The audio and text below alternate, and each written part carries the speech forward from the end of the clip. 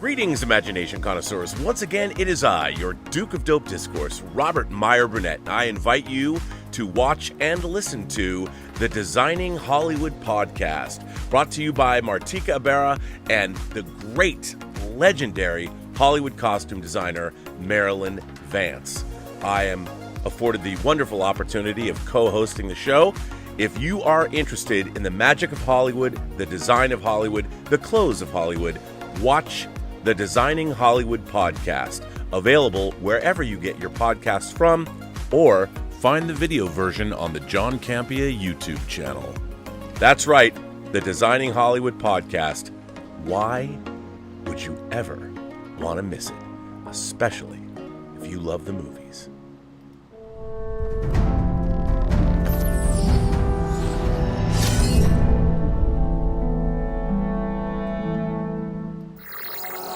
Observations with Robert Meyer Burnett.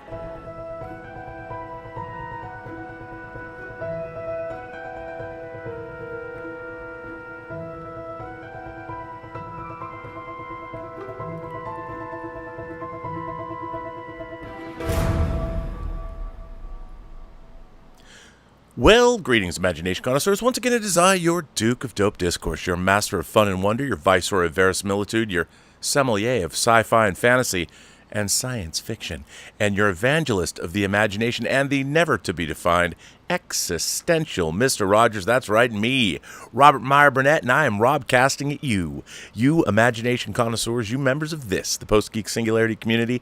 This is Robservations number 882. Okay, first of all, to quote the great thespian Margot Channing, fasten your seatbelts. It's going to be a bumpy night. Now, before I start getting into the meat of this show, and I'm going to do it a little differently, I'm going to start with letters, and you'll soon see why. I wanted to start with what a joyous Tuesday it was for an imagination connoisseur such as myself. Had some mail today, and I wanted to show three things that I love. The first thing that I finally got was the 4K of Tim Burton's and Henry Selick's The Nightmare Before Christmas. Now, as many people know, I've been very critical of Disney's physical media over the last couple of years because they went from being one of the greatest studios to put out physical media to really, thinking of it as an afterthought in the wake of their Disney Plus streaming service. But they've reconsidered that position for a number of reasons I won't get into on this show, but you can probably guess. I got to call them out in a good way. This disc is absolutely stunning. If you like The Nightmare Before Christmas, it has never looked like this on home video ever. They went back to the original negative. They scanned it at 4K. I mean, it isn't in Dolby Vision, but that's okay. It looks and sounds absolutely incredible. I'm stunned by the quality of this disc. And a lot of people, I'll say right away, 4K, you have to have a TV that benefits you. You have to have a 4K TV and you have to have a disc player that plays 4K, and you should really pretty much have a decent surround sound system that's properly powered, and I am currently running a 7.1 surround sound system, Dolby Atmos system, and I could add another subwoofer, but the room I'm in, if I added more surround speakers, it would turn sort of to mush. So, but it is premium for the room that it's in, and you do need all of those things to get the goodness of 4K. But what I'm so happy about, it's not a flex issue. It's that for 43 years, the first time I ever got into physical media, it was in 1980. I was 13 years old, and I got my first VCR, and my first videotape was John Carpenter's Halloween on Meta Home Entertainment. I've talked about this a lot, but you're talking about resolution 640 by 480 pixels. And now, you're up to 4,000 pixels. So the promise of home theater that I wanted back in 1980 has been realized with 4K. If you had a projector, you can have. I have friends that have $1 million home theaters, and 4K is the best it's going to get. You're not going to see 8K discs. There isn't going to be 8K physical media, maybe for gaming and virtual reality and all that. But the studios are not going to go back and transfer their catalog in 8K. At least I don't think they are, because there's no reason to do so. The thing about 8K is it'd be great for like 3D, 4K frames, however you want to do it. But it's wonderful to live in a world where we have this kind of quality, the quality that I always wanted when I first started watching home entertainment back in, 43 years ago. Another thing, one of my favorite series of books by Jonathan Mayberry, the Joe Ledger series. New book came out today. This book series is something, Cave 13, the Joe Ledger series. These are books that I buy on the day they're of release. I think I've been getting them. I think the first one came out in 2009. Basically, the less you know, the better. You should just dive in. But it's kind of a combination of Tom Clancy meets the X-Files with the best Bond villains you can imagine. They're wildly entertaining. They are hardcore. They're action-packed. And they delve into all the great tropes of sci-fi, fantasy, and horror. And they're phenomenally fun to read. This one's over 500 pages. Great cast of characters. Joe Ledger's a great character. And I'm happy to get this book. The third thing that I received today that was absolutely, again, a premium product, but the DC Absolute Edition of Superman for All Seasons. This is an absolutely beautiful story, and I think that to get an idea of what I believe James Gunn is going for in terms of his Superman movie, I think look no further in terms of the tone, not necessarily the story, but the tone of what he's going for is in this. Now, this has a fabric cover. It's a slipcase version. This is, of course, Jeff Loeb, Tim Sale. It's absolutely stunning.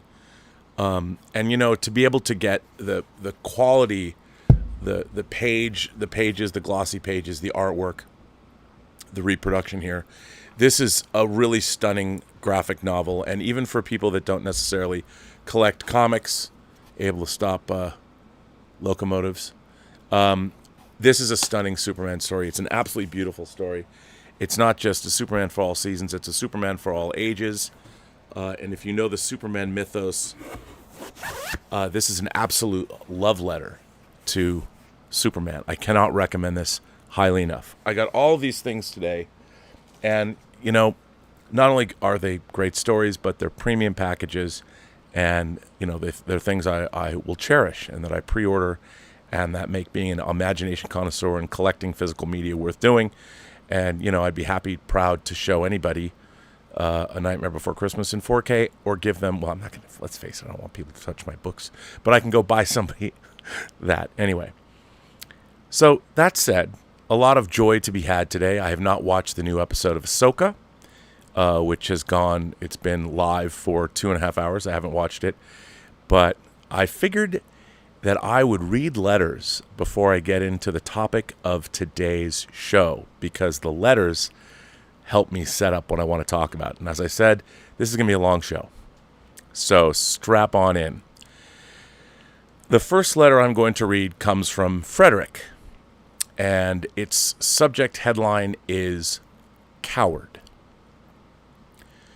I tune in when I can from Austria, but I can no longer watch you anymore. I saw you sit back on another channel, as they said terrible misogynistic things about actresses, not in a joking manner, but hateful, and you sat there.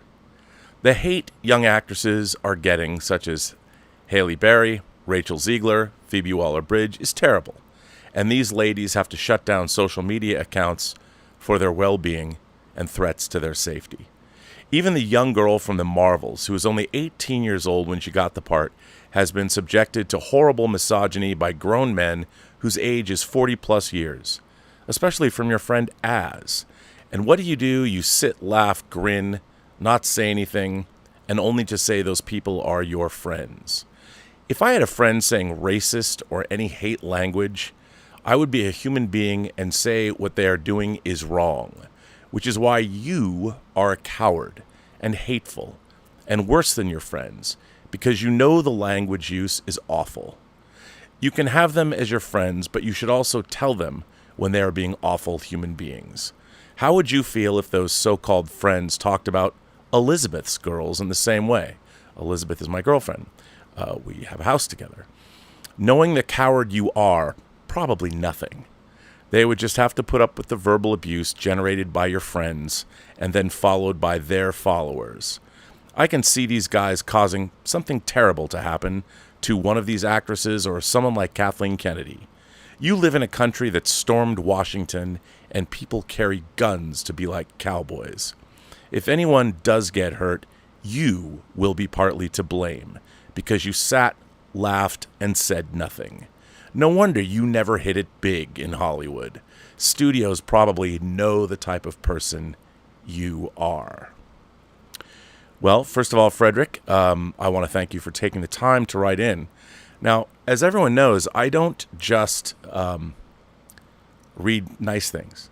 And this is an open forum, and the reason that right down there, if you want to send me a letter, www.postgeeksingularity.com, you can. It's free of charge. Or if you want to participate in this live conversation, you can use the super chat feature or send in a tip.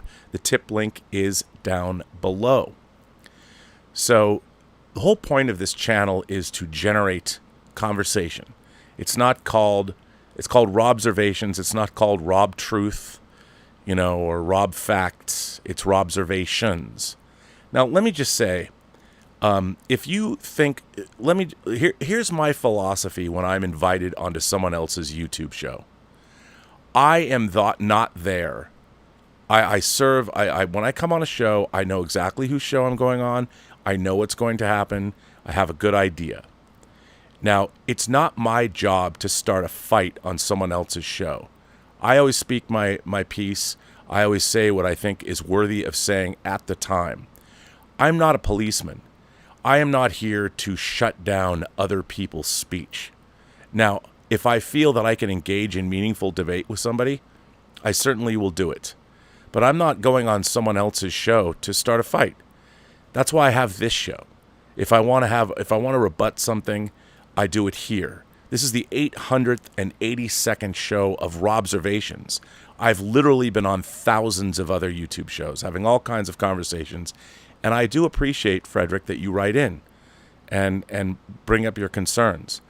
But I don't feel that I sat back and laughed while anyone else was misogynistic. I mean, frankly, if you're in a public forum, you have to be aware that you're under scrutiny.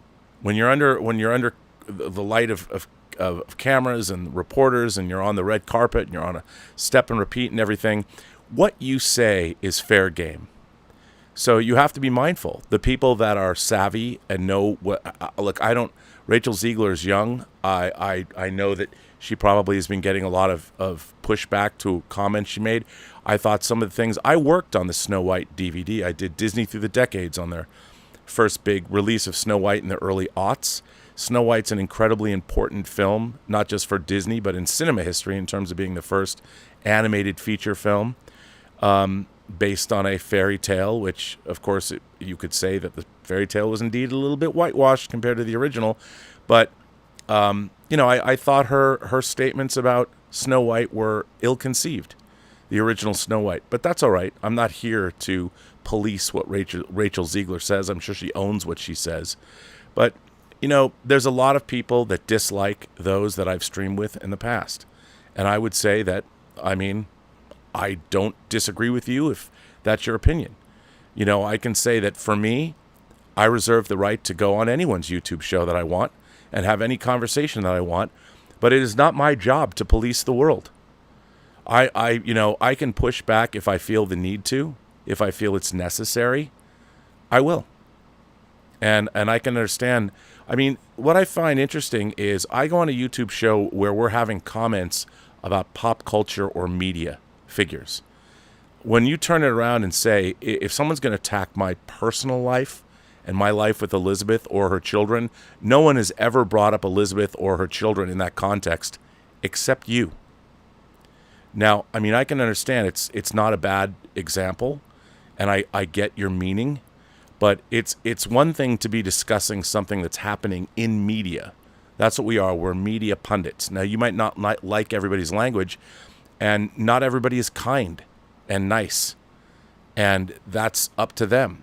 I try and be as open-minded as I can be.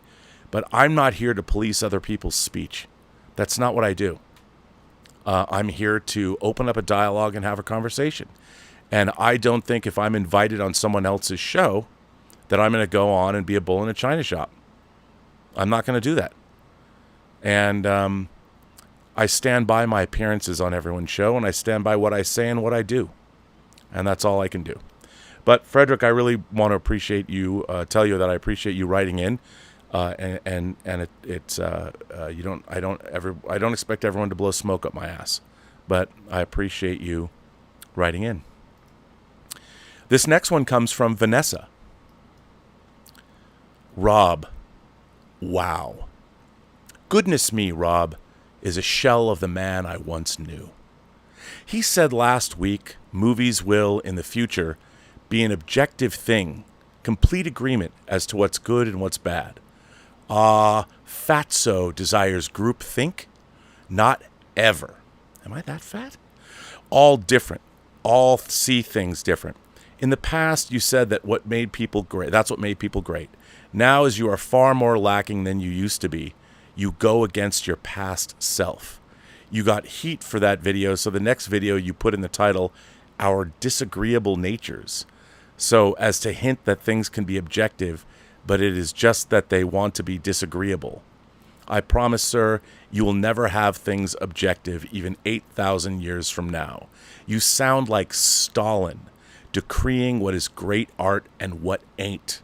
Creepy, unsubbed, wow. Well, Vanessa, thanks for that, but I think you might have misunderstood what I was saying.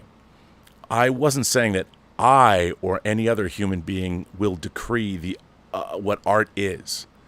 What I was trying to say, and what I've always been saying, is that I believe that we as conscious beings, there's a lot about our own consciousness, indeed about how we perceive the world, that we do not understand.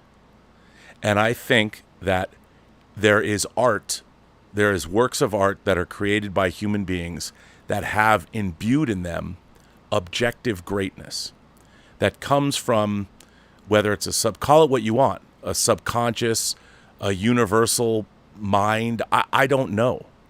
But I do think that, hey, it probably comes, I think it's been evolved, we've evolved into it.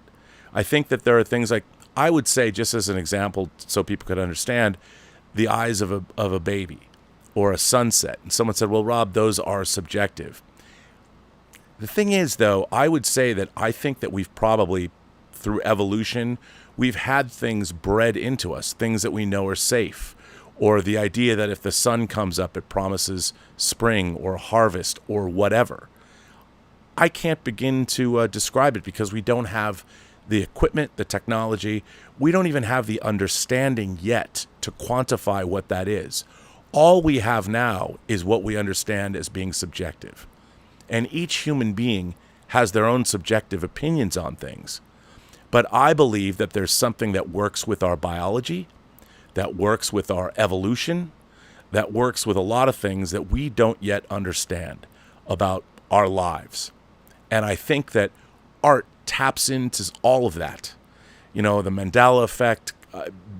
I remember getting a book, was it Jung, Man and His Symbols?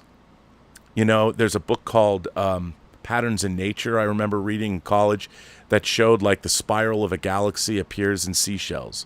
You know, the golden ratio, all of those things. I think all of that is part of whatever consciousness is. And I think that the objectivity in great art lives somewhere in there. Now, I think one day we probably might have some way to quantify it, maybe even measure it. But I don't think it's for us to decide. I don't think it's even for us. I don't think you're even going to get, people are saying, well, Rob, are you saying that there's going to be an algorithm that can quantify it? I don't know. I don't even know if an algorithm would be capable of quantifying it because it exists on something different. At least I'd like to believe so. And maybe that's a romantic notion of my own. But I do believe it's there. So I'm sorry, Vanessa, you think that I was coming off as Stalin, but that was not what I was intending. So just to be clear. And I'm sorry you found that creepy and that you unsubbed to the channel. I mean, again, this is the 882nd show. I don't think that I'm a former shell of who I once was, but maybe I am. That's up for you to decide, and perhaps maybe I need to take a good hard look in the mirror, and if you're going to call me fat or whatever, that's fine too. I could stand to lose about 40 pounds, to be honest, 40 or 50 pounds, and get in shape. That's what happens when you get older. But hey, you're not wrong. So this comes to me from, I'm not going to say who, but good afternoon. If you could keep my email anonymous, I'd appreciate that, boss. Anyway, I hope you receive this email. I'm not sure if you only read tips or something and only use this for business. I gotta say, I think Robservations 881 is some of the best stuff you've put out. I don't think that gentleman listens to you regularly or is judging you off something he heard. I mean, I'm by no means a literary wizard like you. I wouldn't say I was, but thank you.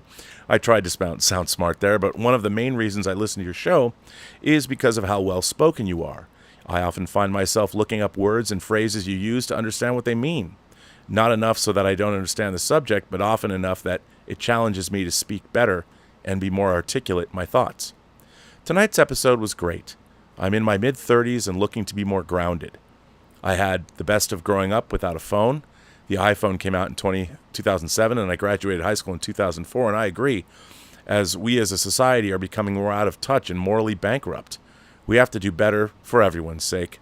Anyway, man, I enjoy the fuck out of this show. Oh, and I'm not a Star Wars or Star Trek guy, but I enjoy every episode because you're always able to bring it back around to relatable stuff and what life's really all about. L-I-V-I-N, man. Have a good one, boss. Can't wait for tonight's episode. And there you go. Well, thank you for that. I'll just call you E. But thank you, E. I very much appreciate that. See, you just, in one day, you can go from highs to lows. But that's what makes it interesting. And I would have it no other way. Now, this comes from our friend Science Lady. I hope you are well. I am currently counting springtails from different soil samples. Anyway, you were talking about volunteering. Scientists need a lot of volunteers, not just in biology or ecology, but in astronomy and archaeology. Getting outside is great for people's mental health. Anyone can volunteer. You could be taking photos of plants while walking your dogs or counting animals in a rock pool. It's a brilliant activity. One gets to meet new people, exercise, and learn about science. If people are interested in volunteering, please Google citizen science and find a project that one is fascinated by and get involved. I didn't even know that. Yesterday, I came across a beautiful stag beetle in town. You don't have to go far. In fact, most of my research has been more urban ecology, which is towns and cities. So much can be found and studied in these areas. Also, if I manage well, these green areas, gardeners and parks, can help with biodiversity. There are projects one can do in their own gardens, i.e. butterfly and bee projects. Well, must get back to counting with the Smiths playing in the background. Have a fab weekend. I'm off to a bar later, which my friend has taken over. Live music and costume party it is. I'm going as a made-up person. Imagine if the Joker and Poison Ivy had a love child. Well, I'm her tonight. Yes, I know Ivy can't have children, but this is a different universe. My friend's party universe, and everything goes. I know the Joker is all about Harley Quinn, but people can get drunk or take the wrong medication. Things can happen, Rob. In this party, the Joker and Ivy got it on. Tonight, I am her. I've got a green wig, the fake leather, red trousers, and the Joker's tie. I'm going to live on mojitos tonight. To be fair, I'm actually looking forward to it. It's going to be a good laugh. What's the craziest costume you have worn to a party? This letter started off with sober science and ended in madness. That's my life. Try not to be too serious. Hope you go crazy this weekend. Best wishes, Tracy. I think Tracy's point is well taken. Once again, if you are interested in getting involved in any kind of science in your own neighborhood, please Google citizen science. And if you find something interesting, volunteer. You never know who you might meet or where it could lead to. Maybe you'll wind up in, like, the movie Phase 4. Hope not, but it could happen. The craziest costume I had, it's funny, if people remember my character, the captain on the Schmodown, I had a ostentatious sort of a pirate jacket, a dandy's coat from the 16th century. I bought that jacket originally for the greatest Halloween costume I ever had. I had a poet shirt on, and a friend of mine did a full head prosthesis of a demon, multiple appliances, and I don't have a picture of it. I wish I did, but I don't. And it was the best costume I ever had. Rob Pryor did that one. So thanks, Rob. He's a painter. You can look him up. So I appreciate that. Here's a good letter. This comes from David Allen. Now, hang on. It's so hot in here. I'm so hot, so I apologize. It was 110 degrees here today, and it's hot here in the Robservatory. So if I'm... got to wipe my glasses. This comes from David. Hello, Rob. My name is David, a fan who is jaded and who's tired of movie trailers and hype. It is the purpose to promote and have us believe we need to see a movie. They should give awards to movie trailers. They do, because they seem better than the film itself. Is it a full-time job to keep up with what goes on? Besides trailers on YouTube, there are announcements and speculation. After seeing Return of the Jedi, I came out of the theater wondering what Luke Skywalker's future looked like. Years passed, and then we heard about The Force Awakens was coming, came and gave more questions, which I ate up. Rey's father is Luke, or Obi-Wan Kenobi. Somebody made a statement that she was nobody, which is ridiculous. As we all know, the Star Wars sequels are out. What's done is done. Admittedly, I've yelled at my laptop. Why didn't anybody call me and pay me millions? I could have done better. This now is canon, and I'm told to accept it or stop watching. Easy to say, yet hard to do. As of today, this is my decision. 1. I have to accept. I feel the need to be skeptical to the promotion of all entertainment. Just this year, I watched Breaking Bad for the first time, and I loved it. Maybe if I want to enjoy something, I have to wait some years before the art has to be. I have to wait some years before the art has to be vetted. 2, I have a DVD collection and access to Netflix, YouTube, and Hulu if I want to watch something. I hope things improve for all of us. Number 3, besides you and a few others I go to listen to who think critically. Hang on, let me run that one more time. Besides you and a few others I go to listen to where to think critically. Anymore, and it stops being fun. 4, people do what they want to do. Someone paid $270 million for a painting by Picasso. I acknowledge that the artist is respected by millions of people who love his work. On the other hand, I can be confused by anyone who would do so. I have a hope that keeps me going. Sorry, I'm screwing your letter up, sir. There are plenty of fans I would love to have lunch with. We could quote our favorite one-liners to each other and play What If. What if, after number 6 escapes the village, where does he go? What happens if Hannibal gets a 4th season? What happens to Richard Dreyfuss when he goes with the aliens in Close Encounters of the Third Kind? I hope you read my letter and give feedback. Regards, David Allen. Well, David, I think this is a great letter that you've written, and all those things about what happens to Hannibal in the 4th season. I can kind of tell you because I've talked to Brian Fuller about it, but I can't. I can't tell you.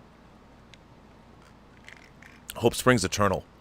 In terms of Rey, look, the idea of who Rey is, all of that was just completely botched. And the less said about that trilogy, I think, the better, unfortunately. But yeah. I mean, to me, what's really interesting is while I don't think that Rogue One connects with Star Wars very well, if you watch Andor, Rogue One, Star Wars, and Empire, to me, that is kind of the Star Wars in terms of tone and execution that I remember that I want it to be. Everything after that has, in a way, left me disappointed or cold in some way. Even now, I've only seen the first 2 episodes of Ahsoka, and as I've said, Gary Nerdrotic quoted me the other day. I think that Star Wars is only about itself now, and it's just all about the insular universe. I don't think it has much to say other than what any general story has to say about the human condition. It needs to be about people. If we can't recognize something about us, our experience, the human experience, not the superhuman experience or the Jedi experience, but the human experience. See, Star Wars, Han Solo was a truck driver and Luke was a farmer. They were from the Midwest, man. I mean, you could say Han Solo was the bandit from Smokey and the Bandit running moonshine in the southern states. But those were recognizable characters to us. They spoke to us as human beings. None of the characters, I mean, maybe Cassian Andor is somebody I could recognize. You know, somebody who's been put upon all his life that steps up to the plate when called upon. But that was the great thing about Star Wars, is that when Luke was about to shut the power down, or when he was outside before Owen Lars was going to shut the power down, looking at the twin setting suns of Tatooine, we understood where he was coming from. I don't really understand anyone on Ahsoka, you know, and I think that's what I mean when Star Wars is only about itself. It doesn't have anything to say to me anymore. You could say the general things. I mean, oh, you got to step up and be a hero. Well, yeah, okay. But, you know, the idea when Luke was looking at those twin setting suns, it was all of us looking at a future that we might never get. Is that our future that's setting in front of us? Are we destined to stay on a moisture farm the rest of our lives? I mean, these are questions we've all asked ourselves. And that's why Star Wars resonated. It wasn't just a fairy tale. It was about all of us. You know, Han Solo was that truck driver with bravado running the moonshine across state lines. He was the bandit. And it's funny because Star Wars and Smokey and the Bandit came out in the same year. But it was the same kind of thing. We recognized that character. That character was sort of uniquely, Luke and Han were also sort of uniquely American. That can-do spirit where, you know, if you've got enough gumption, you don't have to be the smartest tack on the board.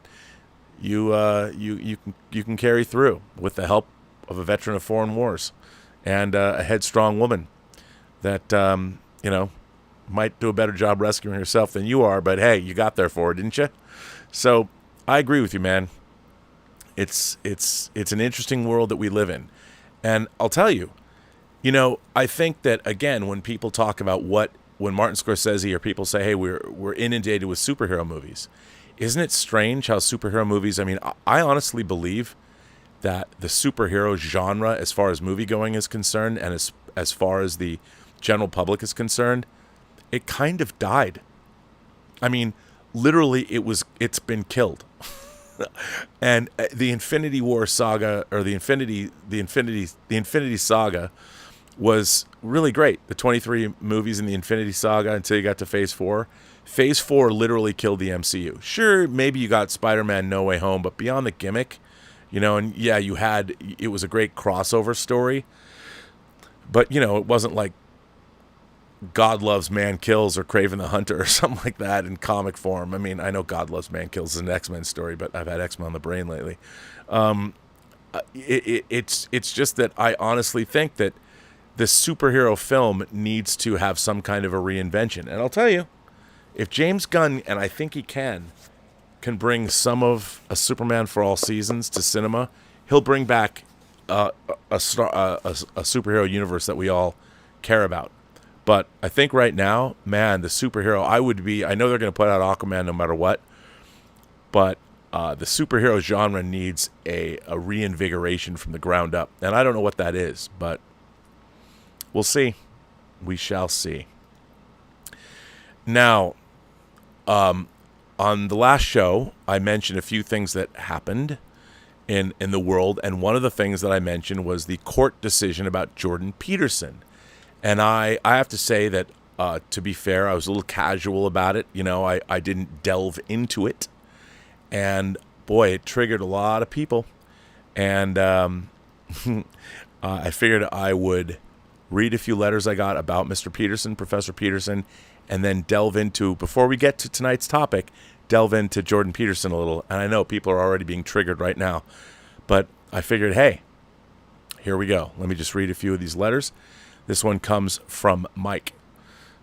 He says, Jordan Peterson's speech is not being limited by the government. Hi, Rob. It sounded to me like you misunderstood the Jordan Peterson situation, so I was hoping to clear it up for you.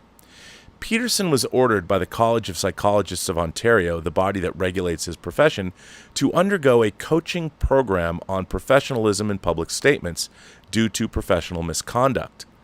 Peterson filed for a judicial review, which was unanimously dismissed, a ruling that the college decision falls within its mandate to regulate the profession in the public interest and does not affect his freedom of expression. This is no different than a lawyer or an MD getting disciplined in some way by their respective disciplinary organizations. This has nothing to do with the government limiting his speech or silencing him in any way, despite certain individuals pushing that narrative. I hope this clears that up. That comes from Mike. Here's the thing. Is that mandated by everything you do in life? Or is that mandated within the context of a professional situation? And we'll delve into that. And what are the ramifications of that? If you're a doctor, are you allowed to speak about divisive politics? Does that affect your practice as a doctor? And if it doesn't, or if it does, how does the medical establishment get to limit your political speech? Now, I'm not up on the laws in Canada, but I've got a few articles I want to read about this, and we'll get into it because I think it's interesting. This one comes from Leo. Wow, Rob, as a Canadian, you really have missed the mark here. In Canada, we still have fucking freedom of speech, and so does Jordan Peterson. He can't say the shit he is tweeting as a psychologist in his college.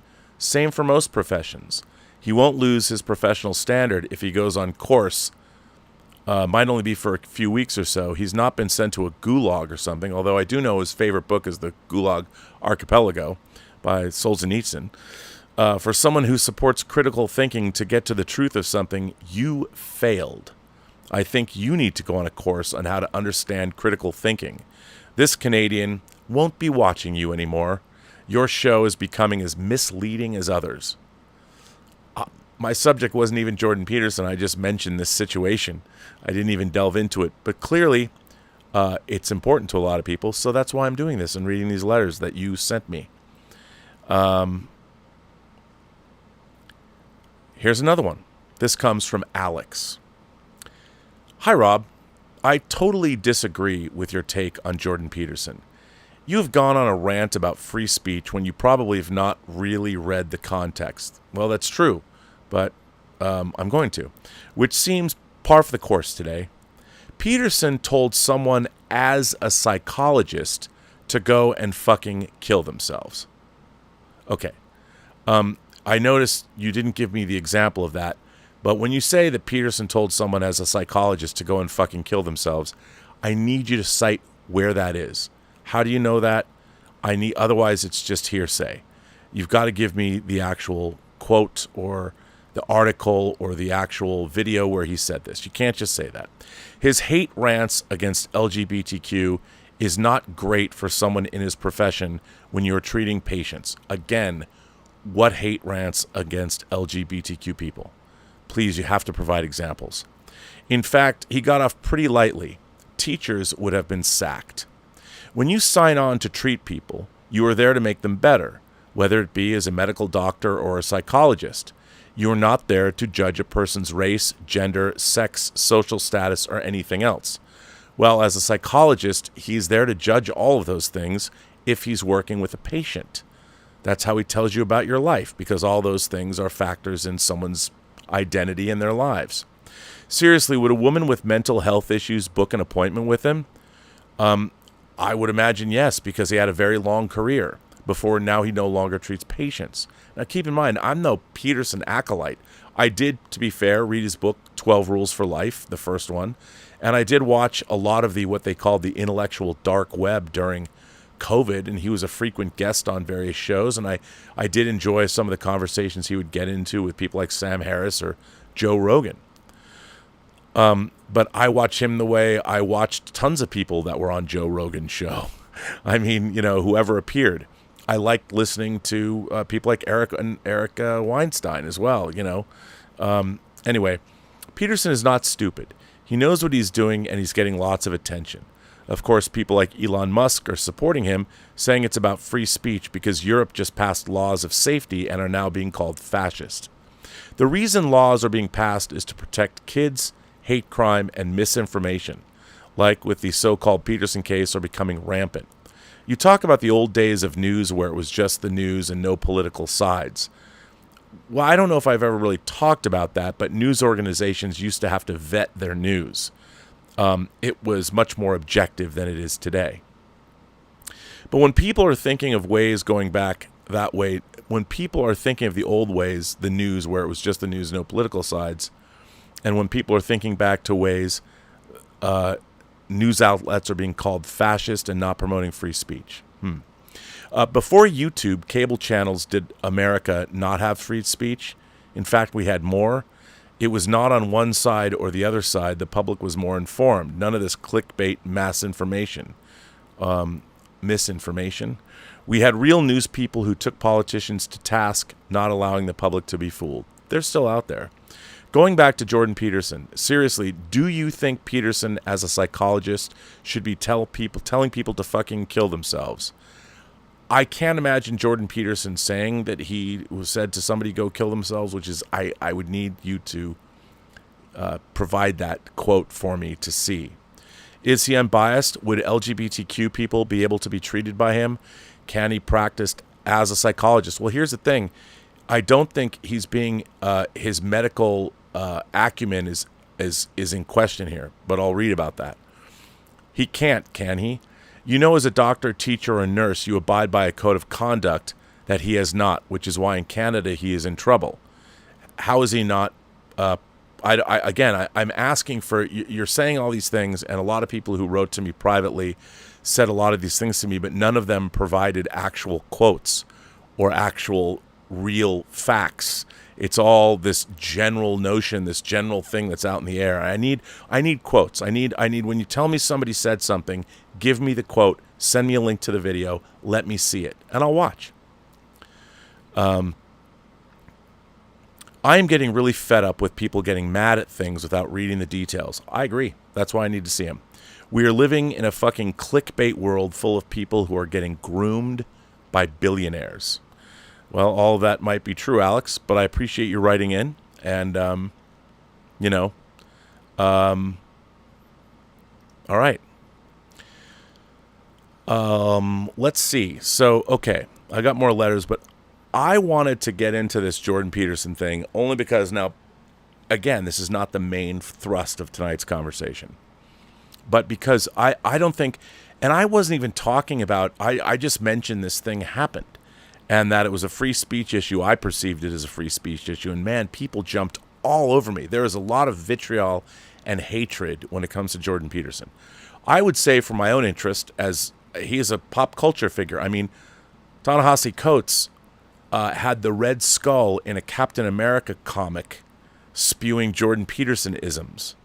So Jordan Peterson is absolutely fair game when it comes to the political landscape and the comic book landscape, which means part of the imagination connoisseur landscape. So anyway, because I had more people get mad at me for making this off-the-cuff comment, now, to be fair, I didn't really delve into it. I figured it was only fair for me to go back and delve into what was up, what was going on.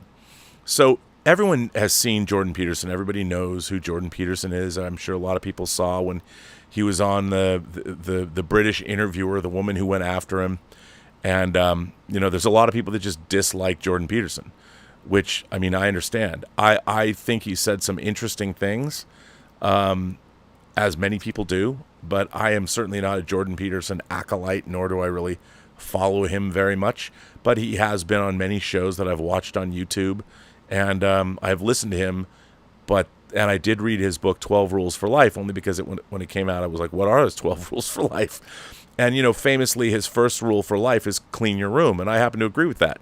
If you live in a clean environment, like I wish the Robservatory was a little bit more organized, I would feel better about myself. So that, okay. But we're going to delve into Jordan Peterson now. If you want to come back later, I don't blame you. But, see, I already gave up the goose about what the normal thing. I'm going to read his here. But this is an article from The Guardian, back from 2018. That I found. Dorian Linsky wrote this in The Guardian. How dangerous is Jordan B. Peterson, the right-wing professor who hit a hornet's nest? The Canadian psychology professor and culture warrior Jordan B. Peterson could not have hoped for better publicity than his recent encounter with Kathy Newman on the Channel 4 News. The more Newman inaccurately paraphrased his beliefs and betrayed her irritation, the better Peterson came across. I've watched this interview. And this woman, Kathy Newman, wildly unprofessional, I can say. The whole performance, which has since been viewed more than 6 million times on YouTube, and this is back in 2018, and was once described by the excitable Fox News host Tucker Carlson as one of the great interviews of all time, bolstered Peterson's preferred image as the coolly rational man of science facing down the hysteria of political correctness. As he told Newman in his distinctive constricted voice, which he has compared to that of Kermit the Frog, "I choose my words very, very carefully." The confrontation has worked wonders for Peterson. His new book, 12 Rules for Life, An Antidote to Chaos, became a runaway bestseller in the UK, the US, Canada, Australia, Germany, and France, making him the public intellectual du jour. Peterson is not just another troll, narcissist, or blowhard whose arguments are fatally compromised by bad faith, petulance, and intellectual laziness and blatant bigotry. It is harder to argue with someone who believes what he says and knows what he's talking about, or at least conveys that impression.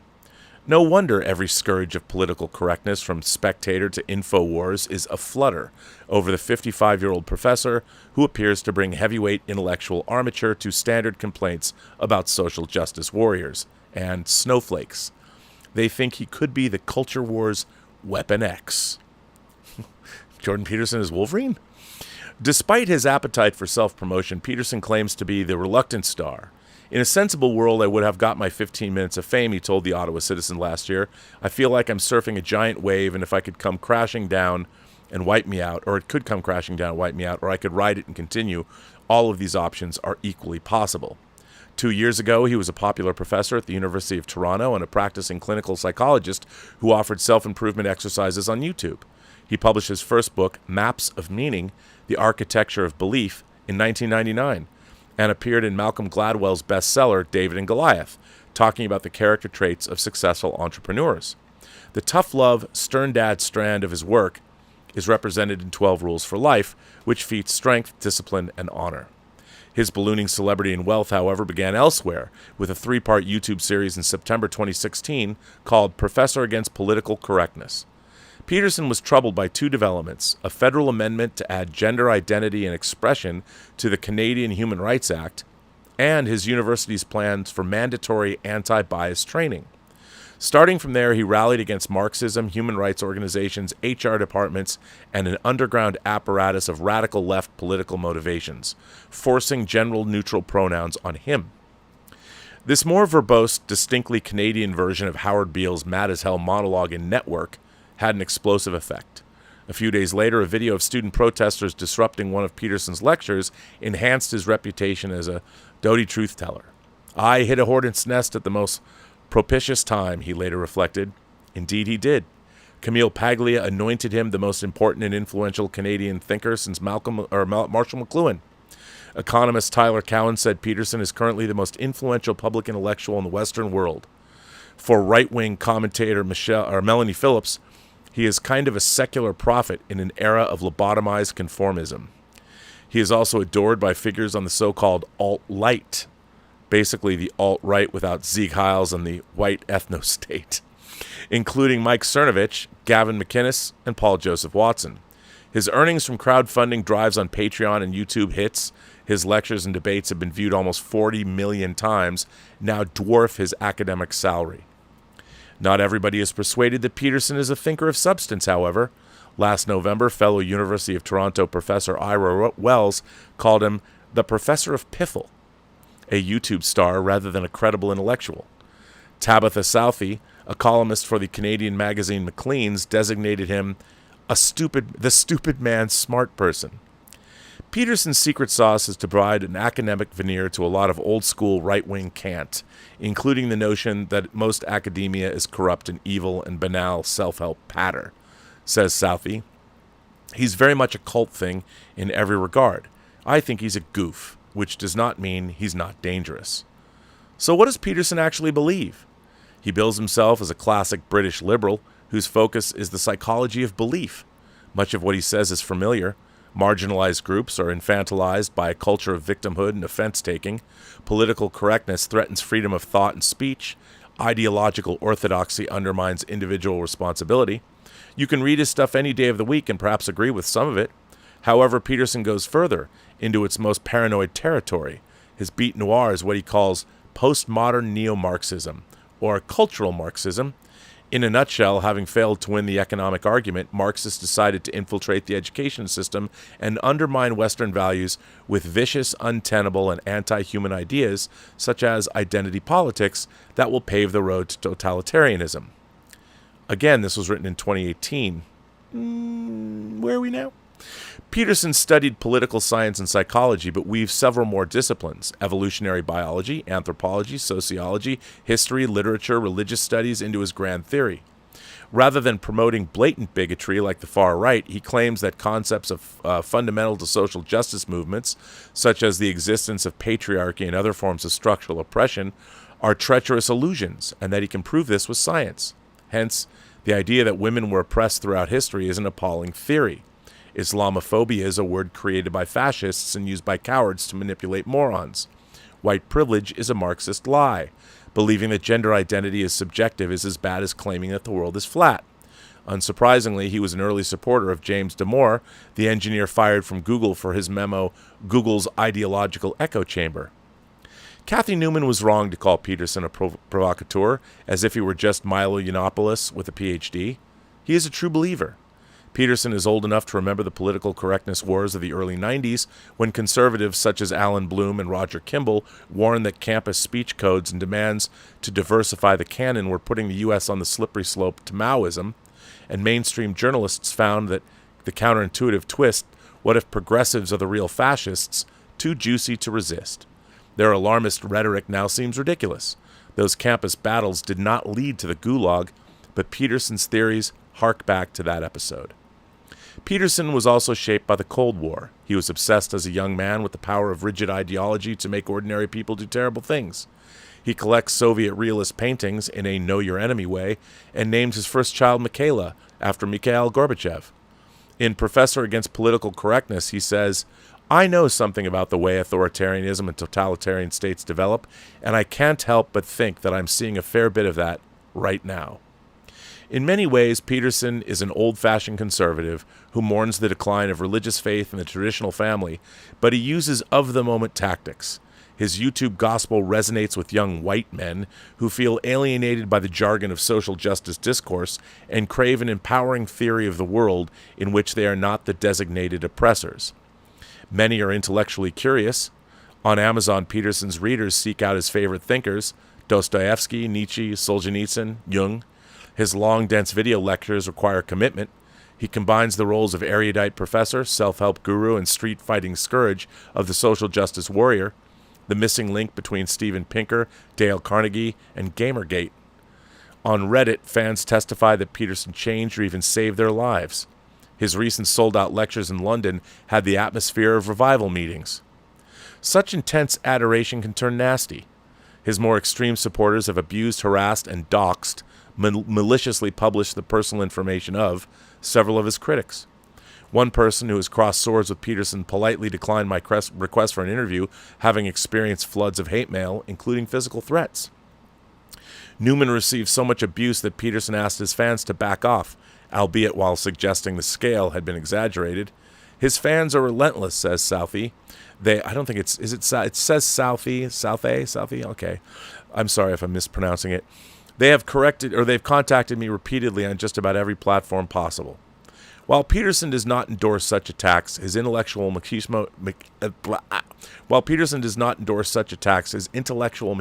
does not exactly deter them. He calls ideas he disagrees with silly, ridiculous, absurd, and insane. He describes debate as combat on the battleground of ideas and hits at physical violence too. If you're talking to a man who wouldn't fight with you under any circumstances whatsoever, then you're talking to someone for whom you have absolutely no respect, he told Camille Paglia last year, adding that it is harder to deal with crazy women because he cannot hit them. His fans post videos with titles such as "Jordan Peterson Destroys Transgender Professor" and "Those 7 times Jordan Peterson went beast mode." In debate, as in life, Peterson believes in winners and losers. How does one effectively debate a man who seems obsessed with telling his adoring followers that there is a secret cabal of postmodern neo-Marxists hell-bent on destroying Western civilization, and their campus LGBTQ group is part of it, says Southey. There's never going to be a point where he says, you know what, you're right, I was talking out of my ass back there. It's very much about him attempting to dominate the conversation. Peterson's constellation of beliefs attracts a heterogeneous audience that includes Christian conservatives, atheists, libertarians, centrist pundits, and neo-Nazis. Neo-Nazis? Again, where's the proof of that?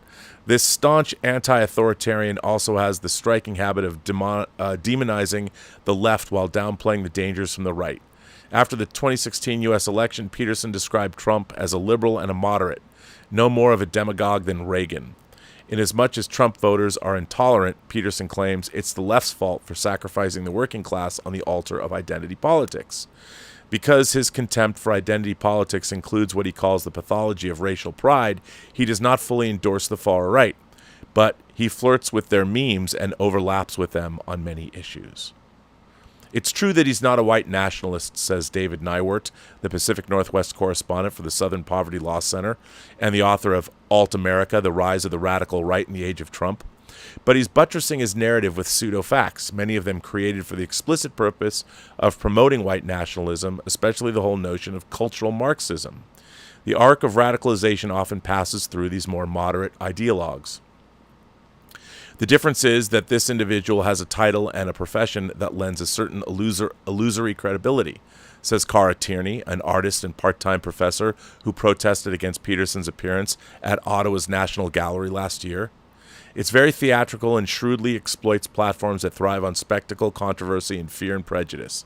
The threat is not so much what Peterson's beliefs are, but how they detract from more critical, informed, and frankly interesting conversations. Consider the media firestorm last November over Lindsay Shepherd, a teaching assistant at Ontario's Wilfrid Laurier University, who was reprimanded for showing students a clip of Peterson debating gender pronouns. Her supervising professor compared it to neutrally playing a speech by Hitler before backing down and apologizing publicly. See, a professor compared it to playing a speech by Hitler. It's not really the same thing. Anyway, the widely reported controversy sent 12 Rules for Life racing back up the Amazon charts, leading Peterson to tweet, apparently being compared to Hitler now constitutes publicity. He was actually used in the same way in that Captain America comic. Yet Peterson's commitment to unfettered free speech is questionable. Once you believe in a powerful and malign conspiracy, you start to justify extreme measures. Last July, he announced plans to launch a website that would help students and parents identify and avoid corrupt courses with postmodern content. Within 5 years, he hoped this would starve postmodern neo-Marxist cult classes into oblivion. Peterson shelved the plan after a backlash, acknowledging that it might add excessively to current polarization. Who could have predicted that the blacklisting fellow professors might exacerbate polarization? Apparently not the most influential public intellectual in the Western world. The key to Peterson's appeal is also his greatest weakness. He wants to be the man who knows everything and can explain everything without qualification or error. On Channel 4 News, he posed as an impregnable rock of hard evidence and common sense.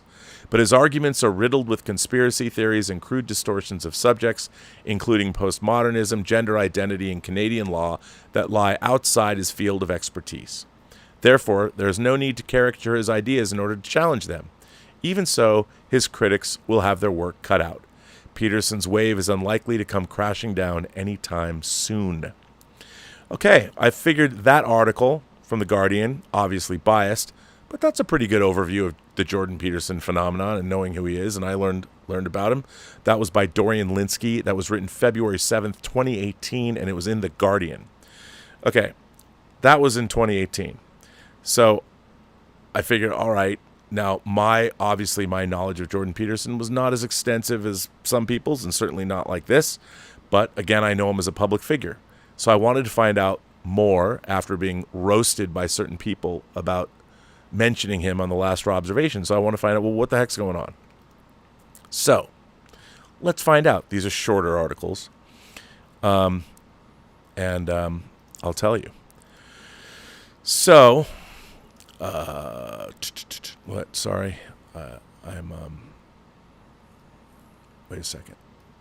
I thought I had this article, and I know I had it somewhere, and now I can't find the article. Hang on, maybe this is the article. Here it is. So this is what's going on. Jordan Peterson is being disciplined. By the way, this is written by Mark Gollum. That's really his name. This is from January 13th of this year, January 13th, 2023. And this is the beginning of this controversy, this latest controversy. Jordan Peterson is being disciplined for his tweets. Why? Some say that raises free speech issues. The College of Psychologists in Ontario launched an investigation after complaints about Peterson's tweets. Now, let me point out, this is not in a clinical setting. This is not with Dr. Peterson dealing with patients. This is tweets he made on social media. So the College of Psychologists of Ontario is launching an investigation back in January about Jordan Peterson's tweets. I just want to keep that in mind. And it says, warning, this story contains details some readers might find distressing. Jordan Peterson says he has no intention of giving up his fight with Ontario's psychologist regulatory body, accusing the college of attempting to stymie his speech and disciplining him for his political opinions. The College of Psychologists of Ontario has ordered Peterson, who has gained international fame for his best-selling self-help books and lectures, to undergo a media training program, saying some of his tweets may be degrading to the profession and even raise questions about his abilities as a psychologist. Now, I didn't know tweets were that powerful, okay? Peterson, a professor emeritus of psychology at the University of Toronto, has sparked controversy over his views on women, masculinity, and gender identity, namely refusing to use people's preferred pronouns. Okay, as we heard, he doesn't refuse to use people's preferred pronouns. He will say, because I've heard him say it, he'll use pronouns if that's what you want him to call you. What he was against was the government, and this is important, the government mandating to the population that they must use another person's preferred pronouns. So what he was against was the government mandating speech. And part of the reason that I find that fascinating is that if the government is mandating speech, they also have to police speech. And that can happen here. If the government says you have to speak a certain way to people, you have to use people's. If somebody just decides, like if I just decided you're going to call me the king of the world, whatever, I'm the king of the world. If I decided that that's how I want to be identified, and if the government mandated that you had to call me that, then otherwise who's going to police that? I think that's a problem. I really do. And that's what Jordan Peterson was against. He never said he wasn't going to use a person's pronouns.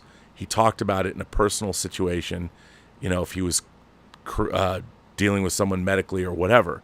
But it was about public mandated speech.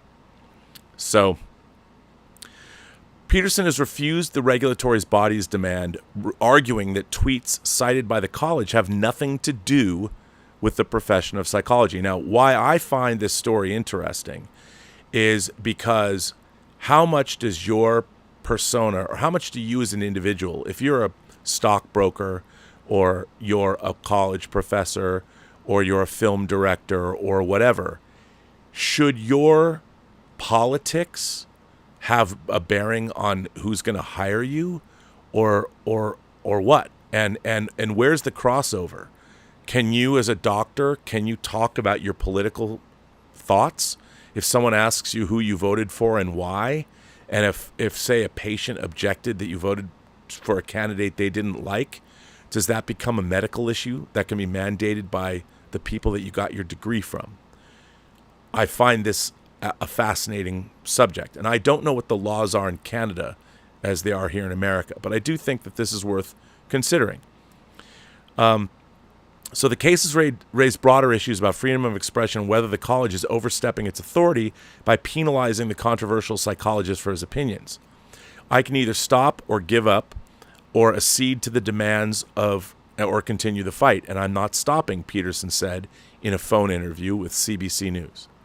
Now here's one of his tweets. Jordan Peterson said, "To clarify, it's been decided. I either submit to social media communication retraining or face a disciplinary hearing and a possible suspension of my clinical license and the right to represent myself as a psychologist."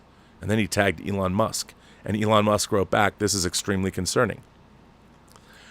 Peterson's battle with the college has won him allies among freedom of expression advocates and drawn support from public figures like Conservative Party leader Pierre Poilievre and Tesla and Twitter boss Elon Musk.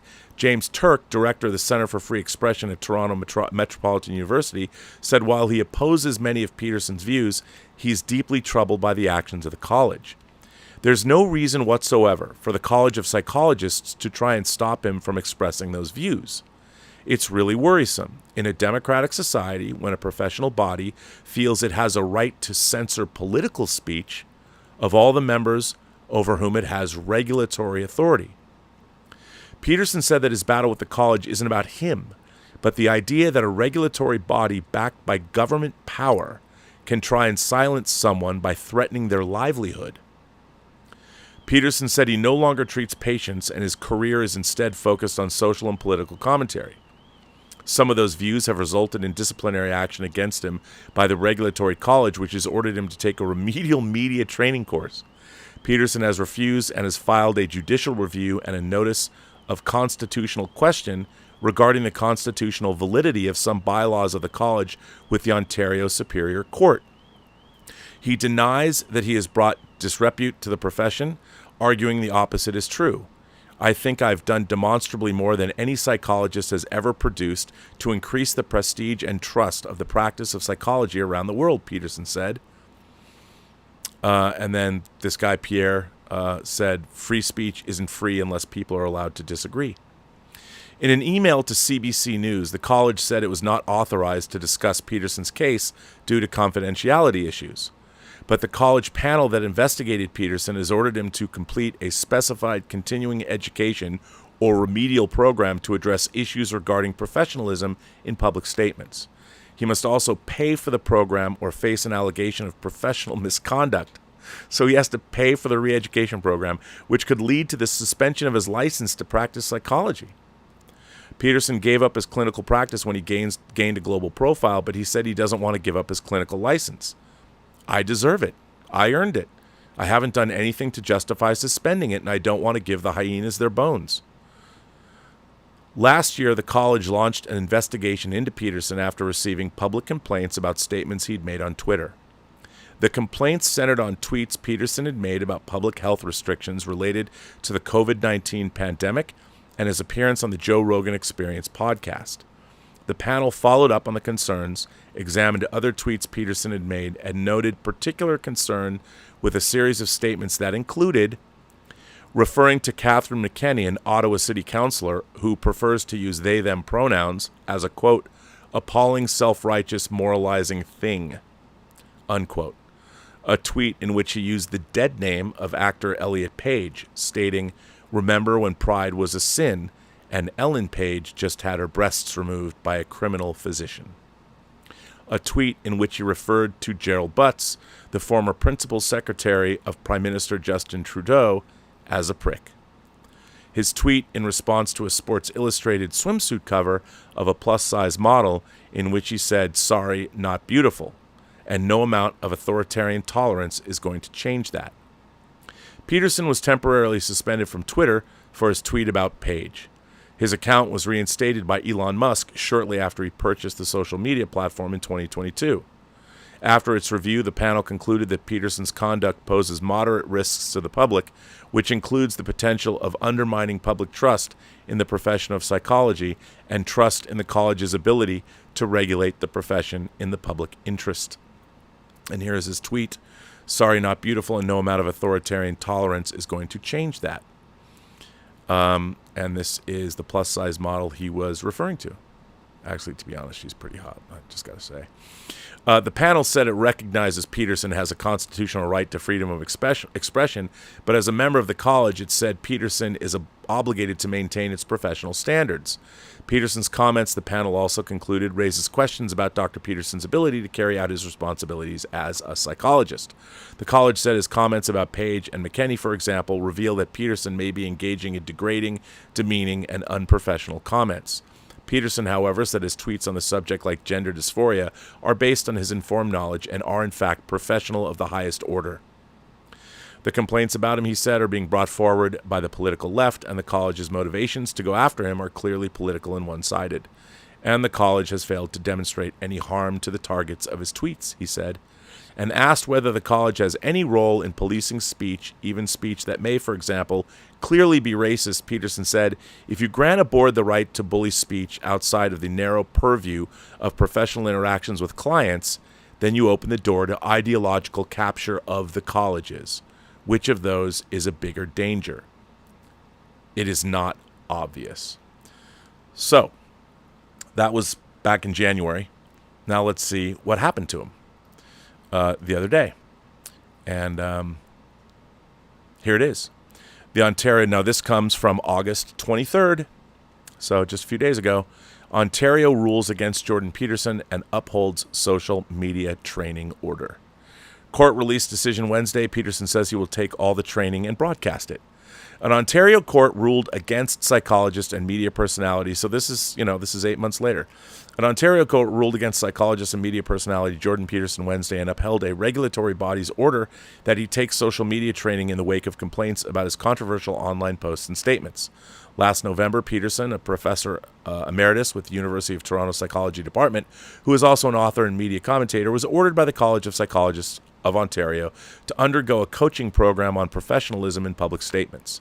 That followed numerous complaints to the governing body of the Ontario Psychologists, of which Peterson is a member, regarding his online commentary directed at politicians, a plus-size model, and a transgender actor, Elliot Page, among other issues. The college's complaints committee concluded that his controversial public statements could amount to professional misconduct and ordered Peterson to pay for a media coaching program, noting failure to comply could mean the loss of his license to practice psychology in the province. Peterson filed for a judicial review, arguing his political commentary is not under the college's purview. 3 Ontario Divisional Court judges unanimously dismissed Peterson's application, ruling that the college's decision falls within its mandate to regulate the profession in the public interest and does not affect his freedom of expression. The order is not disciplinary, and it does not prevent Dr. Peterson from expressing himself on controversial topics. It has a minimal impact on his right to freedom of expression.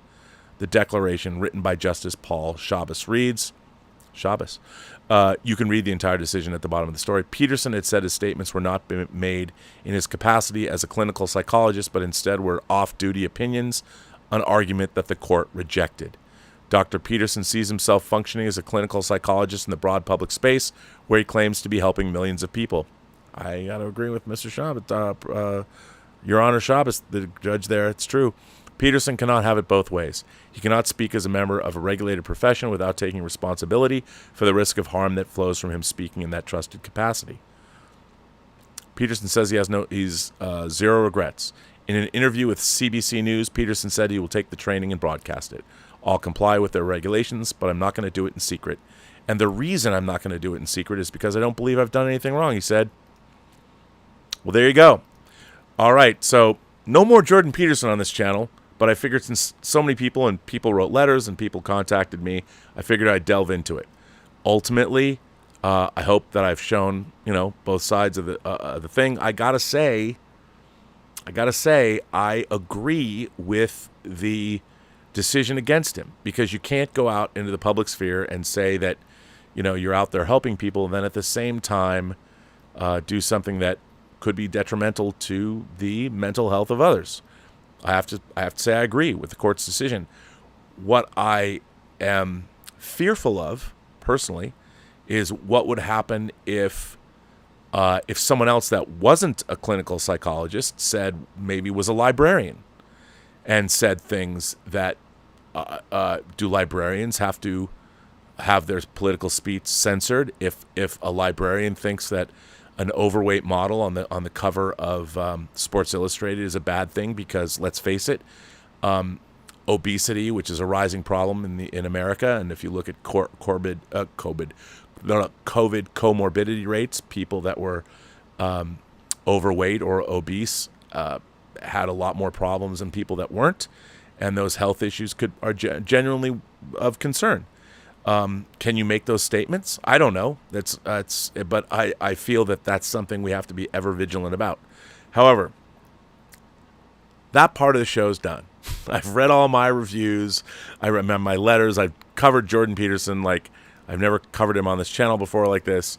But because everybody, man, I got more letters, as I said, and was more roasted about this than any other subject I've ever talked about on this show.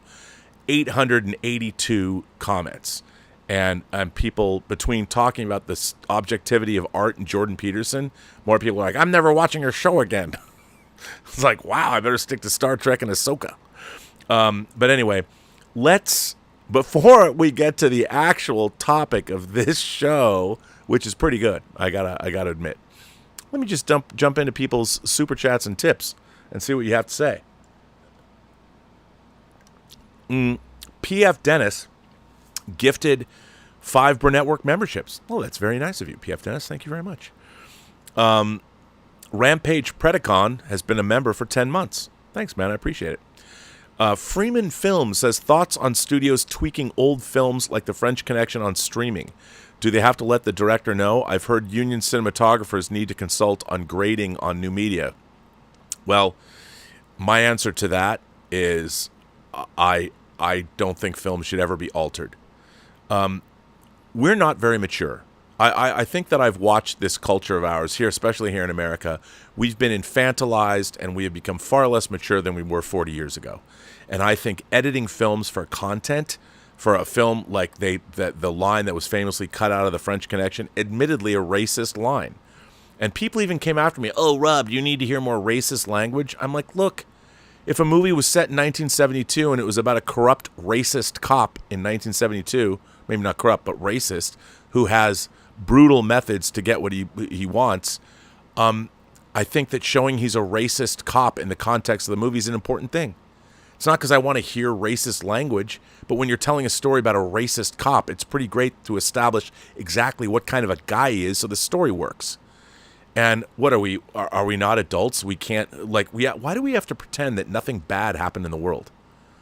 I mean, we want to, we figure that by what? By cutting language out of a movie, you're going to convince everybody that the past was nice, that we're adults. We should be able to hear a few bad words and understand them in the context of a story, especially a movie that won Best Picture at the Academy Awards and director William Friedkin won Best Director. I'd say, yeah, let's leave that movie alone. And in terms of, I think cinematographers should be consulted with color grading on movies. Absolutely, 100%.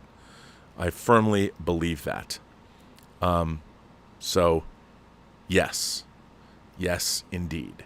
So there you go. And let me see. Kylie Bellamy says, I love the otaku experience, especially the host Israel. He's cute. That's what it says. I swear to God.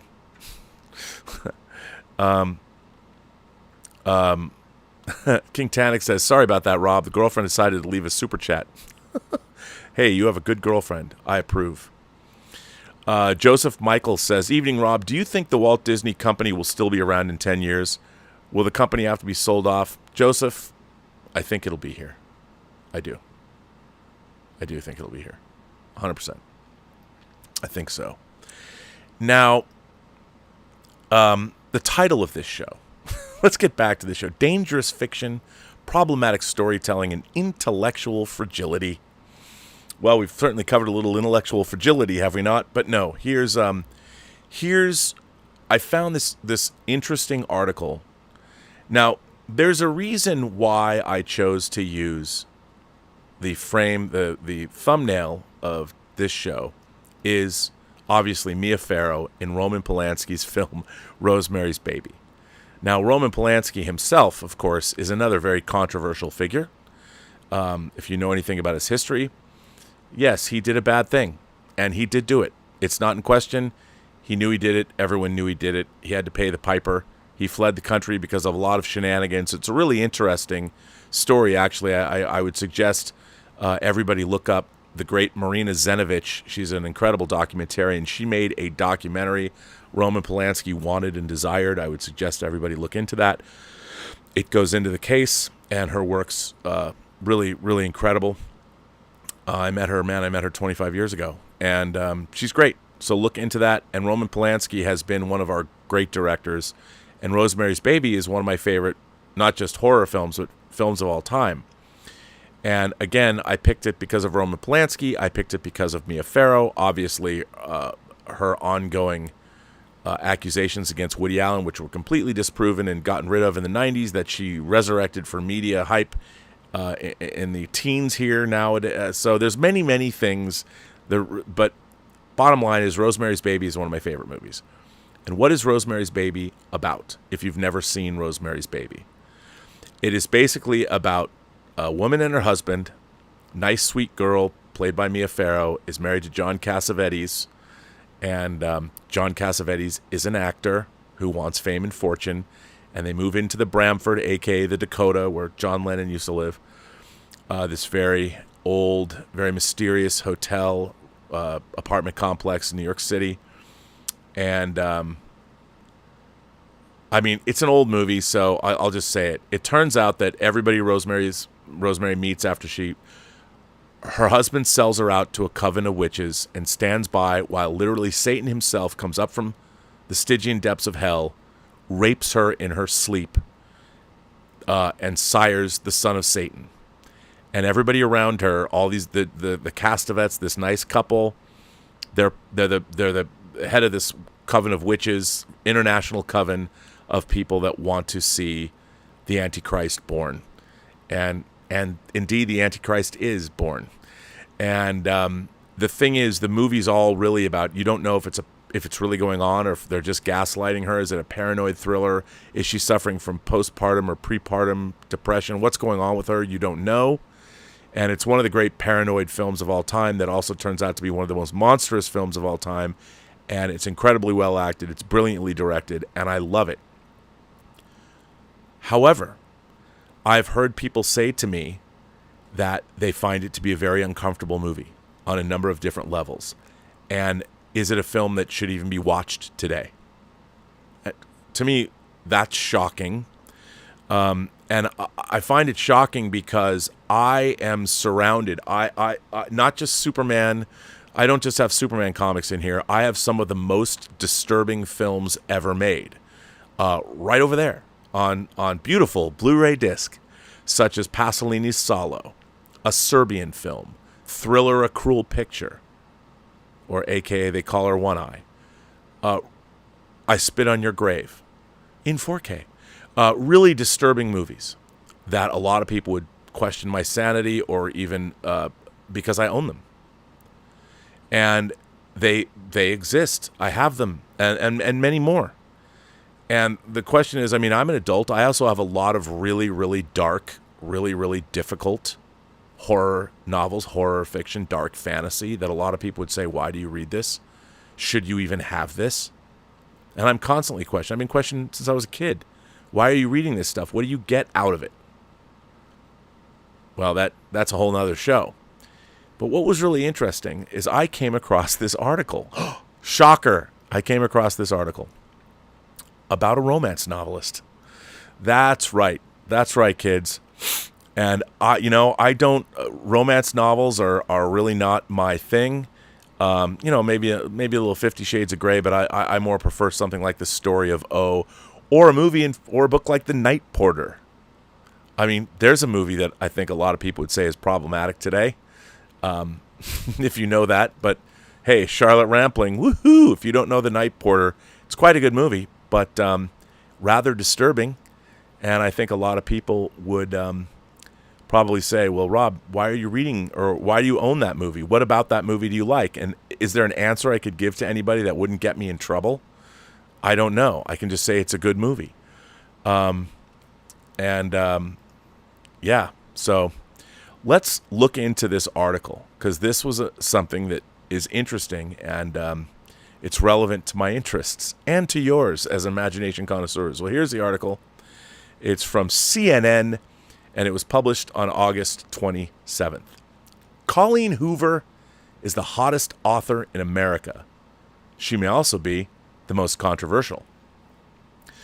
An author doesn't rule the bestseller list for months. And by the way, I had never heard of Colleen Hoover, and I'm up on my bestsellers. An author doesn't rule the bestseller list for months without plenty of praise or plenty of controversy. Colleen Hoover, currently one of the most popular authors in the U.S., has attracted both in equal measure. Hoover writes contemporary romance and psychological thriller books geared toward the female audience.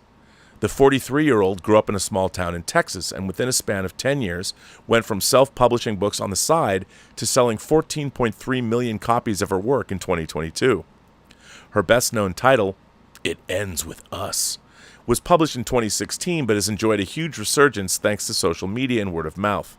A movie adaptation of the novel starring Blake Lively is set for release in 2024. Hoover, known as Coho to fans, also commands highly active groups of book lovers, with more than 9,400 followers on Facebook fan page and 1.4 million on TikTok. She's the second most followed author on Goodreads, after Stephen King, and her popularity shows no signs of waning. She was named one of Time's most influential people in 2023, and her books occupied 3 of the top 5 spots last week on the New York Times paperback trade fiction bestseller list. Hoover's fans use words like swoony and sweet to scorching when describing her book's appeal. It is not unusual to come across TikTok images of readers in a post-Hoover haze, verklempt and clutching their tear-stained tomes, breathlessly teasing a shocking plot twist, sexy scene, or emotional moment. Colleen Hoover books always leave me speechless and in tears, one TikTok reader said. However, there are plenty of readers who take issue with Hoover's work and aren't shy about pointing out what they see as dangers in her themes and storylines. For example, several notable book influencers and countless readers and writers have raised red flags about It Ends With Us, saying it romanticizes abuse. Many in the romance community also point out that Hoover's work sometimes defied staid romance novel conventions, making it a difficult fit for the genre. In a word, many see Hoover's books as problematic. These criticisms raise complex questions about the reader expectations around certain genres, how art presents difficult issues, and how one author can be so popular and so reviled at the same time.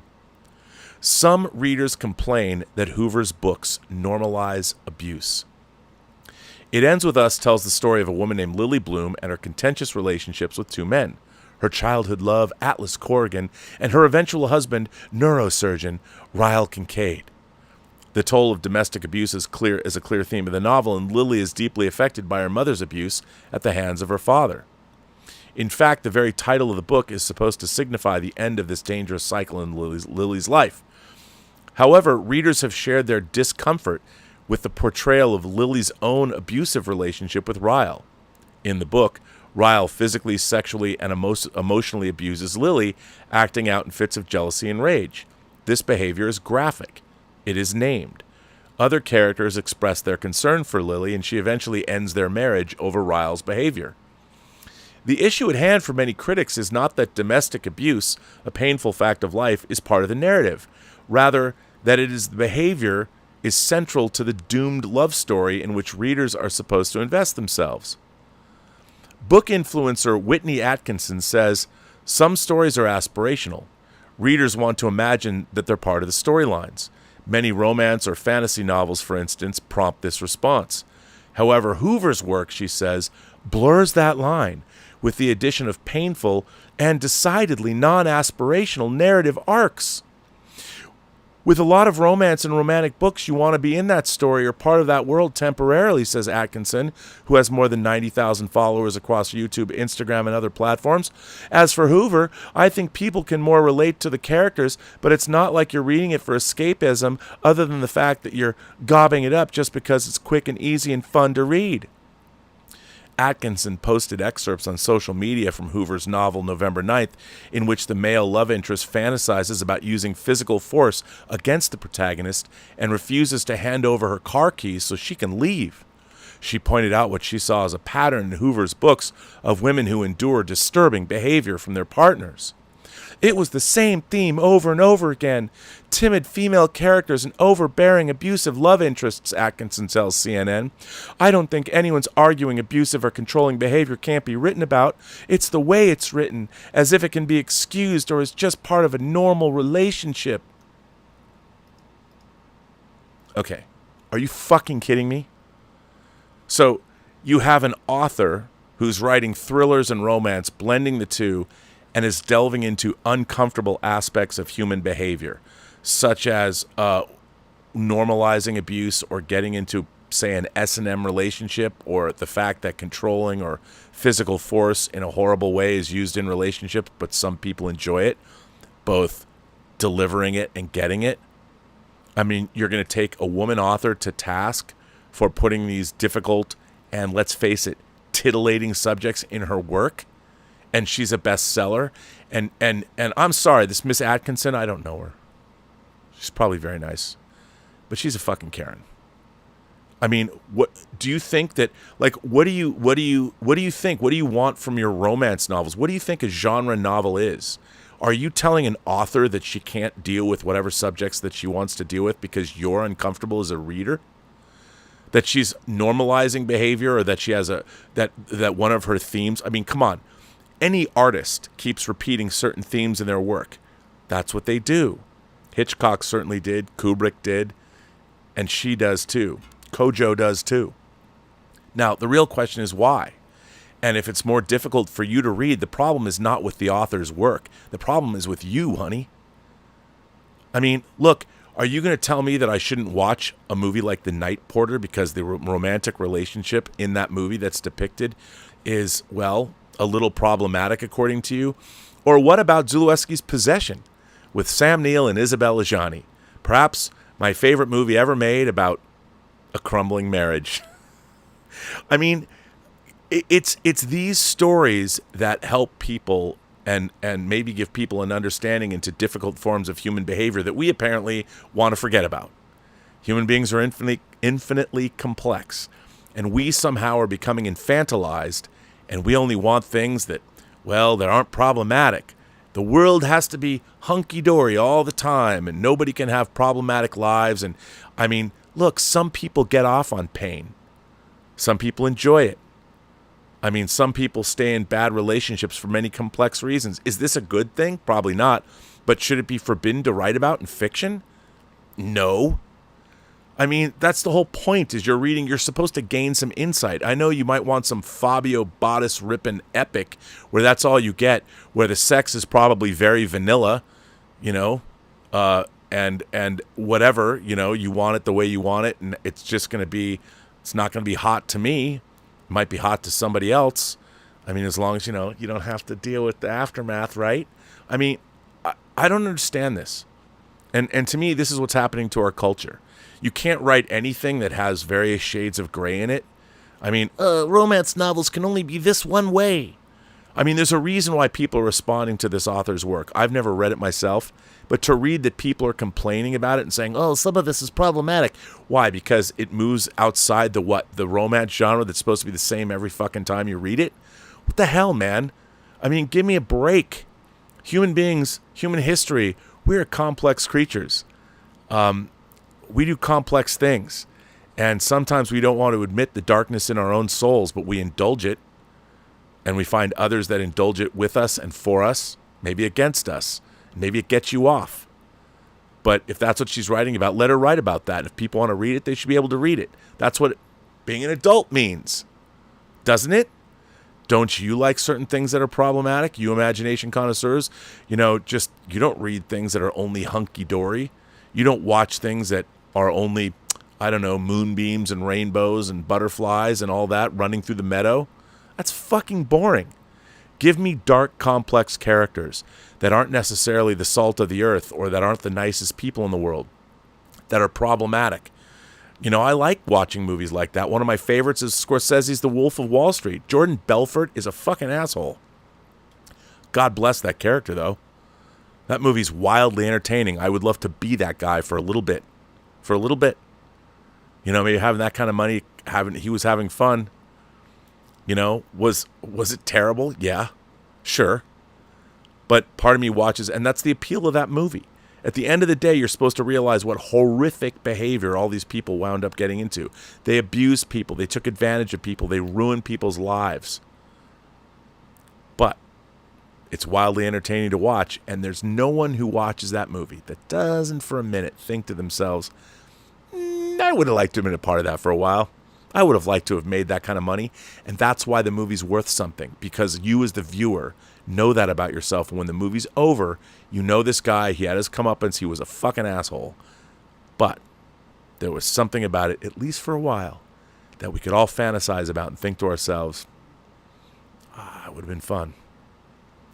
And that's what makes fiction great, because you don't have to indulge in that kind of behavior in your own life. You can live vicariously or enjoy something vicariously by watching it through art. That's why art should be tough. It shouldn't be milquetoast. It shouldn't just follow the rules. I just want it to be the way I want it to be. I want the man to take me away. I want to feel like the romance genre is just bringing me romance. This is probably the same chick that bought 50 Shades of Grey and read all the parts out to her girlfriends over the phone. Wishing that she knew Christian Grey but went home to her boring, vanilla having sex husband. I mean, come on. Missionary again. Well, I don't know any other way. Why don't you read this girl's books? I don't know, man. I don't understand it. And like when you think about movies like The Night Porter, you think about problematic films that are really rough to watch, all these things, I mean, that's human behavior. And that's what art's all about. Art is supposed to challenge. It's supposed to make you think. Maybe it's supposed to make you change your behavior and not be like the characters in the story. To realize being Jordan Belfort might have been fun for a while, but he was a fucking asshole, and I'm glad I'm not him. So that's part of it too.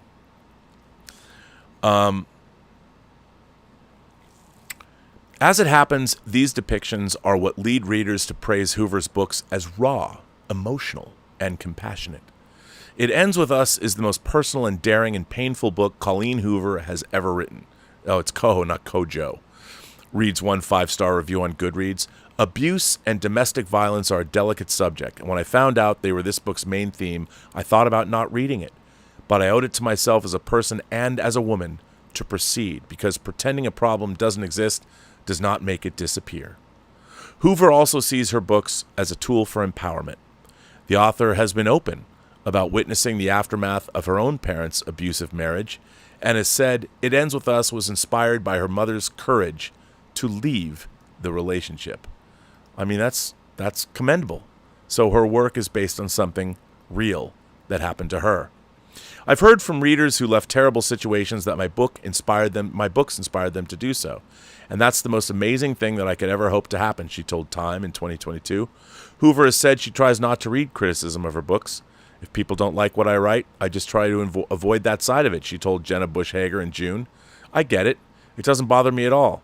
I feel like when you have 5 books on the bestseller list, it's very hard to get upset in any way by criticism, because you know that people out there are enjoying your work, and I just keep my focus on that. Amanda Dell, a member of the team behind the popular romance blog and podcast Smart Bitches Trashy Books, says people are drawn to, God bless you, people are drawn to Hoover's works because of the melodrama and the intense feelings they stir up. It's a lot of angst, she says. It's a lot of big feelings of that first intense love of being attracted to someone that is, quote-unquote, bad for you. If someone opens a book knowing that's what they're getting, that's their business, she says. I'm always a strong proponent of not yucking anyone's yum. If this is what you want to read, I trust that you're an adult who can separate what you're reading as fiction and what you peruse in your own life. Amen. Complications arise, she says, when a book is marketed as something it's not. The debate about the portrait of abuse in It Ends With Us and Hoover's work in general leads neatly into a different debate over whether the book, which is marketed as a contemporary romance, falls within the very specific and very guarded confines of the genre. What are the confines of the genre? In the romance genre, Happily Ever After, or HEA, or Happy for Now, HFN, is a requirement. Romance lovers love open books and incidentally keep the publishing industry humming with this expectation in mind. To writers, readers, and editors, this is not a negotiable issue. The HEA HFN is vital to the romance genre as we know it, which makes Hoover's books hard to classify, says Jennifer Prokop, a professional book editor who specializes in romance. But do bookstores and people who make listicles always have the ending in mind the way a romance reader would? Probably not. I would say the romance reader doesn't give a fuck, because 5 of her books are on the New York Times bestseller list. So what the fuck do you know? I'd say readers know better. And readers don't just want HEA or HFN books. They want books that challenge them, surprise them, make them think, make them pissed off. It Ends With Us does not have a romance-style happy ending, but some of Hoover's books do. In the 2022 sequel, It Starts With Us follows the romance genre's typical beats more closely. In a perfect world, books in the romance genre also strive to portray stories that are fulfilling, meaningful, and empowering for readers, which set them at odds with a lot of readers' judgment of Hoover's work. Critics have found it difficult to consider her books romantic or empowering when they say, encourage the reader to root for infidelity or depict an abusive fantasy. However, we do not live in a perfect world. I think that romance has always dealt with questions about what it means to be in a healthy relationship and how to handle being in an unhealthy one. That is the work of the genre, Prokop says, although I would like to say that romance always depicts healthy romantic relationships and partnerships. That's just not true. I mean, I think I knew when I was in the 5th grade that girls like bad boys better than they like good boys. I was wearing penny loafers and Argyle sweaters. And I'll tell you something, a kid in the 5th grade who was wearing a leather jacket was far more interesting to the ladies than I was. And I was cute. Just saying. I think that there are books in the genre that are, assuming the best intentions, exploring how people can live happily in imperfect situations. Hoover's popularity illustrates that a growing number of genre-bending titles that have taken off in the book talk age. Book talk. According to Hoover and her publishers, I'm just happy people are fucking reading, okay? Her novels fall into new adult and young adult contemporary romance categories, as well as a psychological thriller. I mean, you know what to me the perfect romance is? Gone Girl. You want me to read a romance book? Give me Gone Girl. Give me The Amazing Amy any fucking day of the week, along with Catherine Tremell in Basic Instinct, Gone Girl. And by the way, I read Gone Girl in one sitting. Fuck yeah. Love that book. Like, yes. This is my kind of romance. Wow. Anyway. So, you get my meaning there. You see what I'm selling here? I mean, it's like, since when did we become like, I feel like the world is reverting back to like the 1950s. If somebody says something mean, or you read something that's problematic or troublesome, or oh my God, it triggered me and I feel terrible. I'm like, who the fuck told you or made you think that the world needed to be the way you thought it was going to be? Why is it that you expect everything and everyone to be exactly the way you want them to be? I don't ever, in my entire life, have I ever expected anyone to, I mean, I'll tell you something funny. You know, in terms about what I call myself, I grew up, I was Bob. My mom calls me Bob. People call me Bob. I was Bob growing up. When I moved to California, I made a distinct, I'm like, you know what? My real name is Robert Burnett.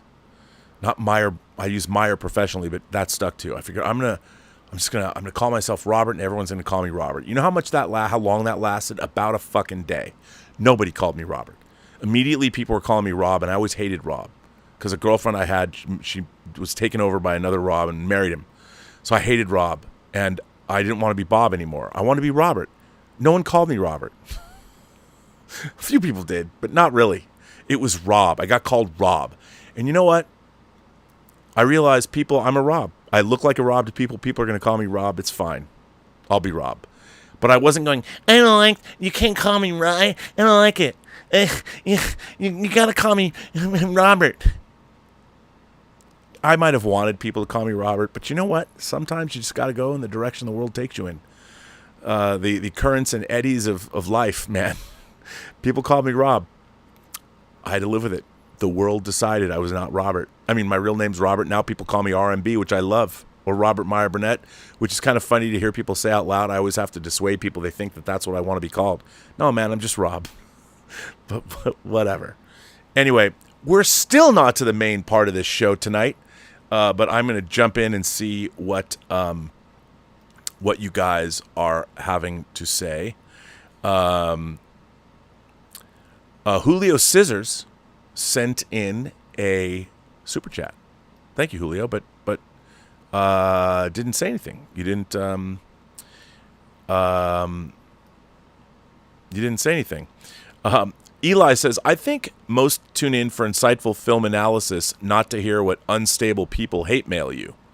LOLs. Please write and direct some Star Trek TV. Well, that might be true, but look, if people are going to write letters, I think I'm obligated. Here's the way I look at it. If somebody takes the time to write me a letter and send it to me, I don't usually normally get hate mail, but I think I'm obligated to read it because, one, even if they write something and they take me to task or disagree with me or even hate my guts or saying I'm unsubscribing, you're a shell of your form, you're a fat, which is so funny because I stopped drinking, you're a fat slob or whatever. And if that's what they want to, I feel honored. Even if someone writes you something bad that somebody wrote you at all, that means they took how many people, that means somebody actually was thinking about you enough to put fingers to keyboard and send you a letter. But you've got 881 shows where I talk about everything else. So, I figured I would address what people have been sending me because I think it's only fair.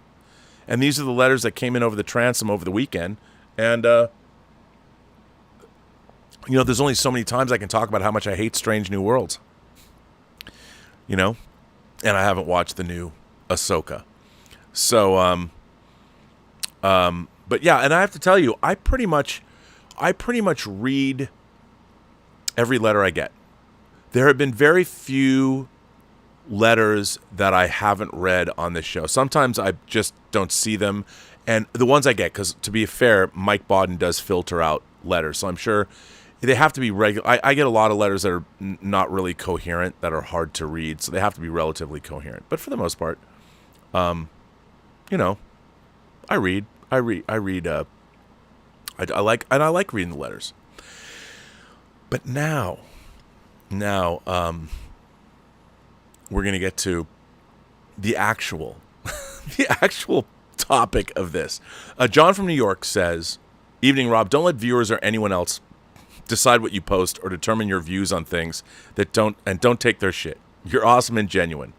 Well, thank you. I appreciate that. Glenn Mark says, and I don't. I mean, anybody. It's so funny to me when people are like, "You're a shell of your former self." I'm like, really? I mean, I mean, sometimes I think about other things and doing other things, but I think I've pretty much been me. The people who watch this channel for any length of time know that I'm being who I have always been. I might have different ideas about certain things on different days of the week, or I have read something and I'm thinking about going, oh, that's interesting. Glenn Mark, who does my timestamps, says, "You shouldn't have to bow to the people, Rob. If you want to talk about Jordan Peterson, talk about him as you would rather any other personality, left or right." I would, but I mean, Jordan Peterson isn't necessarily, this channel isn't necessarily, I don't know enough about politics or economics to really opine on it. I can opine on media and movies in Hollywood because I've literally been in it. But it's interesting, like somebody writes me a letter and like has to end it by saying, that's why you've never become somebody in Hollywood, and maybe because the studios know what they're like. I've worked with every studio. I've made material for Fox, for Warner Brothers, for Disney, for MGM, for Lionsgate, and did great work for all the studios. The thing is, I've always worked in the independent arena. I've never made any real inroads other than like the Cody Banks movies to go further because I like getting my hands dirty. Like I would love to edit a motion picture for a studio, but I'd have to be part of the editors union. And I've edited a lot of low-budget features, and I could never have edited those features if I was part of the editors union. And when you're part of the editors union, I wouldn't get to edit I wouldn't be the primary picture cutter. But like on Tango Shalom, I was the editor, I was the post supervisor, I was the VFX supervisor, and I got to touch all parts of that movie and oversee its entire post-production. The same way we did with all the way back in 30 years ago with Full Moon's Arcade. You know, I wouldn't have been able to have those experiences, and I love those experiences, and it was a lot of fun. So, yeah. R.J. McCready says, "Hi, Rob. Have you ever read the graphic novel called Black Hole from Charlie Burns? It's right over there in hardcover. I loved Black Hole. If not, look it up. It's a wild ride. Definitely keep it away from Karen's. Black Hole is a very interesting story. Let's just say it's about a venereal disease." Kind of. Black Hole was great. And I'm surprised that it hasn't been adapted. I know that there was talk of adapting it. I think it'd fit right into a streaming service's, whatever their mandate is. But yeah, I loved Black Hole. It was wild. Yeah, I bought that when it first came out. It's really good. So, let's get to the article I plan to read for this show. Eduardo Ramirez says, "Rob, how is Bryan Singer doing lately? I hope well." Yeah, I mean, you know, he's been traveling. Bryan Singer, I think, is going to surprise a lot of people. And you know, the thing about Bryan is he's always lived the life that he's wanted to live for himself. And what's interesting is he's never hidden anything about himself. And it's very funny to constantly read all of these accusations. Bryan, in my mind, he's his own worst enemy because he's never hidden what goes on in his life. And when people make accusations, it's sort of hard because there's a lot of people misunderstand, I think, him. And, you know, if he was ever engaged in criminal activity, he would be prosecuted to the fullest extent of the law. But he's never been prosecuted for anything because, well, there's various reasons for that. But let's just say he's never been prosecuted for anything. And it kind of bums me out because, you know, the thing about Bryan is if I was found in a high-end hotel room with a dead woman on the bed and a butcher knife in my hand and blood everywhere, and I was thrown in jail, I could call Bryan and he would bail me out. He'd bail me out. He would want to know if I killed her, but he'd bail me out. And Bryan has been an incredibly loyal friend to me. He's given me a lot of good work. He's given me a lot of opportunity I would not normally have had otherwise. I've met a lot of people in the business. I got to work on a lot of great films, and I've seen him be loyal. And by the way, I've had a video camera on around him during all kinds of craziness. And yeah. And I think that he's got some surprising things that even I didn't know, that I was like, really? But you'll be hearing about that, I think, in the future. But yeah, I wish him the best. And, you know, he's been, over the last 30 years, I mean, Bryan is a true cinema freak. You know, I really got to know him when we were going to the Dr. Reed. Dr. Reed. Donald Reed was the founder of the Academy of Science Fiction, Fantasy, and Horror Films. And, you know, I've had some people recently send me, like, some really, really, really hideous shit. Like, really stuff I could never share publicly, but really, really, really evil, nasty stuff because I'm friends with Bryan. And stuff that's beyond the pale. That it's like, I mean, come on. But, you know, I understand. It's when you're a public figure, it happens. But, yeah. Joe Panora says, "Is Bryan Singer a Star Trek fan?" Bryan Singer is not only a Star Trek fan. He was in Nemesis. He's on the Enterprise. He loves Star Trek. As a matter of fact, yeah, Bryan owns some Star Trek props, and he loves Star Trek. Yeah, he really likes it. So, indeed. Now, let's get to the topic at hand. So I don't know if any of you know who Jonathan Haidt is. You might have seen him on social media. He is he's written a lot of books. He's a sociologist, and he's a PhD. I don't know why I can't. I was going to actually get you his why for whatever reason I can't get what I wanted to get. But I have an article that I want to read. A shock that Jonathan Haidt wrote for The Atlantic. And this, now I get to the point. The last episode I did was an article that was in The Atlantic. And this is also an article from The Atlantic that is the flip side of the article I read Friday. So now we get to it. It's only 2 hours into the show. And let's start the show. to get to the article I really wanted to read that Jonathan Haidt wrote.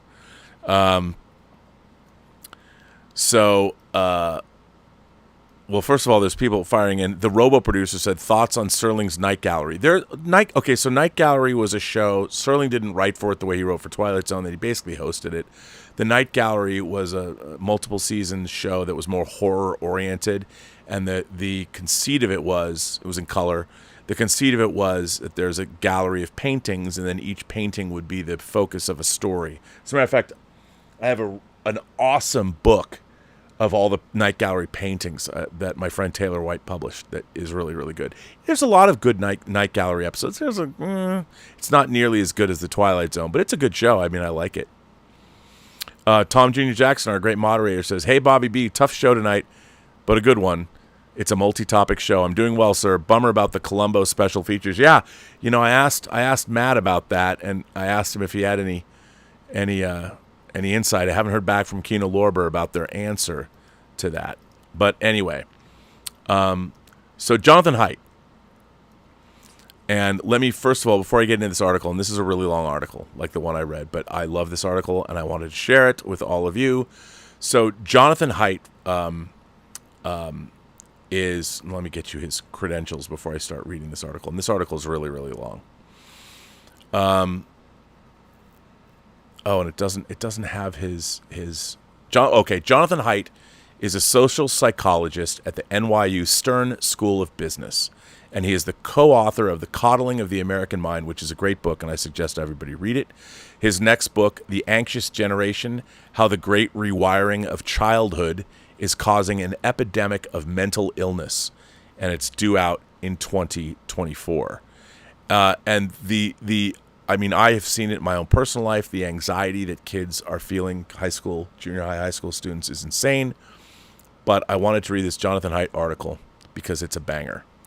This also comes from The Atlantic. And by the way, I got to say, when I read the other article that came from The Atlantic last week, I got people telling me that The Atlantic was a right-wing rag and that The Atlantic was a left-wing rag. The Atlantic has been around since the 1800s. I find many articles. I read it all the time. I'm a subscriber to The Atlantic. But Mike Bodden actually suggested this article, and I want to read it.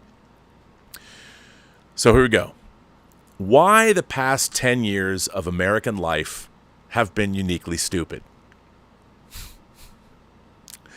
Yeah. And by the way, this was published on April 11th, 2022 by Jonathan Haidt. What would it have been like to live in Babel, or if you're British, Babel, in the days after its destruction? In the book of Genesis, we are told that the descendants of Noah built a great city in the land of Shinar. They built a tower with its top in the heavens to make a name for themselves. God was offended by the hubris of humanity and said, "Look, they are one people, and they all have one language. And this is only the beginning of what they will do. Nothing that they propose to do will now be impossible for them. Come, let us go down and confuse their language there, so they will not understand one another's speech."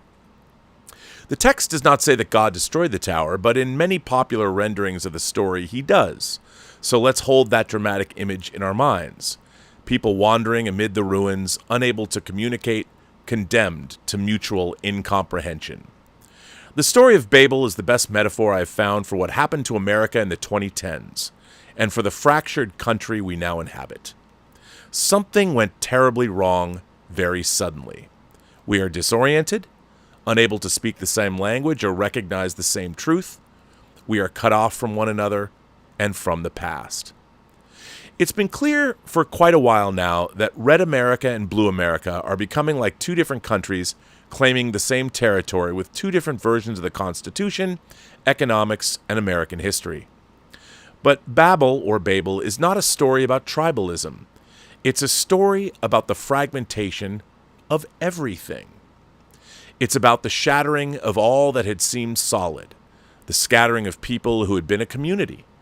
It's a metaphor for what is happening not only between red and blue, but within left and within the right, as well as within universities, companies, professional associations, museums, and even families. Babel is a metaphor for what some forms of social media have done to nearly all of the groups and institutions most important to the country's future, and to us as a people. How did this happen? And what does it portend for American life?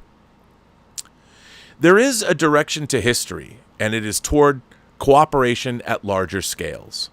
We see this trend in biological evolution, in the series of major transitions through which multicellular organisms first appeared and then developed new symbiotic relationships.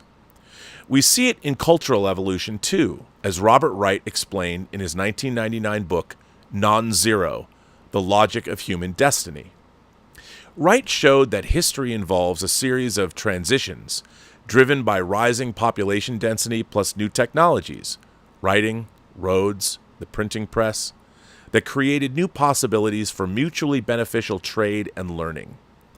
Zero-sum conflicts, such as the wars of religion that arose as the printing press spread heretical ideas across Europe, were better thought of as temporary setbacks and sometimes even integral to progress. Those wars of religion, he argued, made possible the transition to modern nation-states with better-informed citizens. President Bill Clinton praised Non-Zero's optimistic portrayal of a more cooperative future thanks to continued technological advance. The early internet of the 1990s, with its chat rooms, message boards, and email, exemplified the non-zero thesis, as did the first wave of social media platforms, which launched around 2003. MySpace, Friendster, and Facebook made it easy to connect with friends and strangers to talk about common interests for free, at a scale never before imaginable. By 2008, Facebook had emerged as the dominant platform with more than 100 million monthly users, on its way to roughly 3 billion today. In the first decade of the new century, social media was widely believed to be a boon to democracy. What dictator could impose his will on an interconnected citizenry? What regime could build a wall to keep out the internet? The high point of techno-democratic optimism was arguably 2011, a year that began with the Arab Spring and ended with the global Occupy movement. This is also when Google Translate became available on virtually all smartphones, so you could say that 2011 was the year that humanity rebuilt the Tower of Babel. We were closer than we ever had been to being one people, and we had effectively overcome the curse of division by language. For techno-democratic optimists, it seemed to be only the beginning of what humanity can do.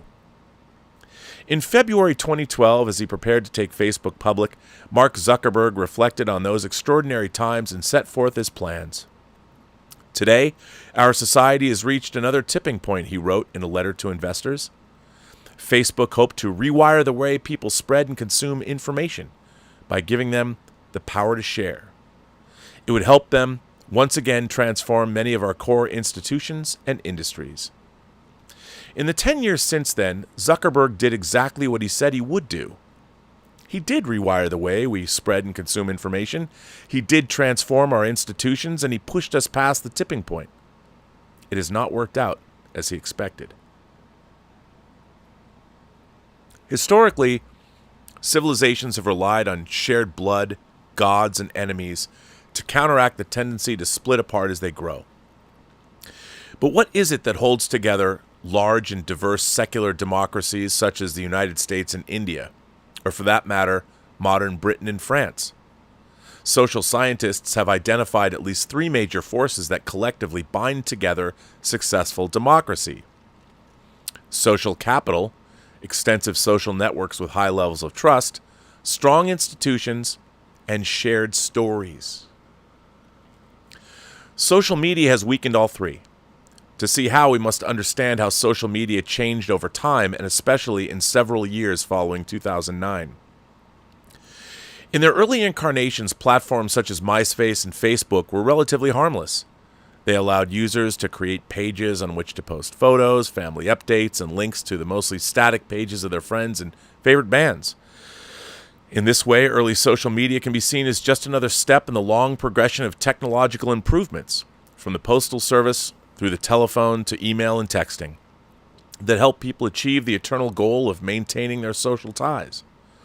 But gradually, social media users became more comfortable sharing intimate details of their lives with strangers and corporations.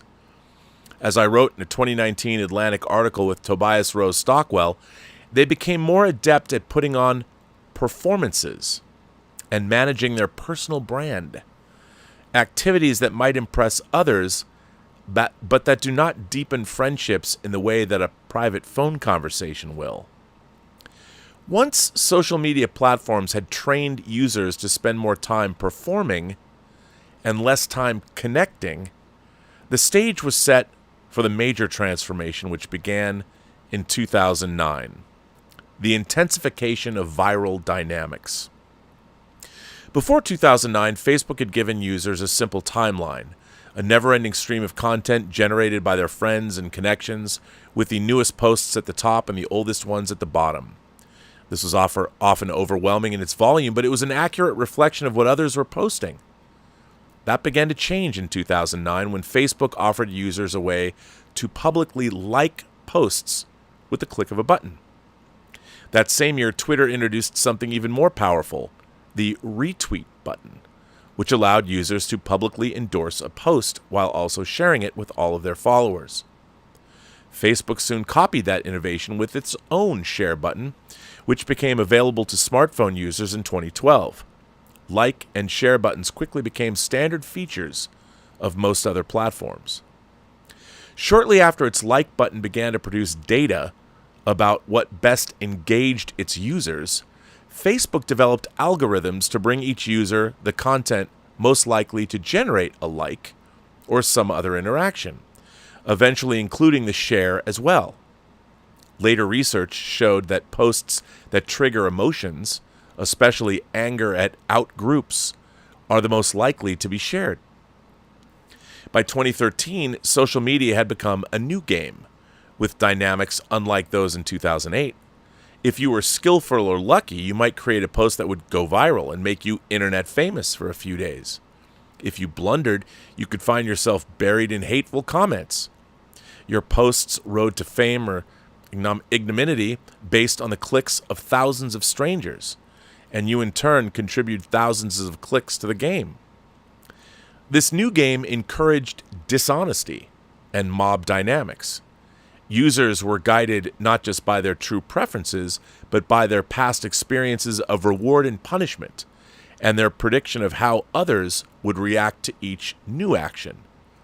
One of the engineers at Twitter who had worked on the retweet button later revealed that he regretted his contribution because it had made Twitter a nastier place. As he watched Twitter mobs forming through the use of the new tool, he thought to himself, "We might have just handed a 4-year-old a loaded weapon." As a social psychologist who studies emotion, morality, and politics, I, meaning Jonathan Haidt, the author of this article, saw this happening too. The newly tweaked platforms were almost perfectly designed to bring out our most moralistic and least reflective selves. The volume of outrage was shocking.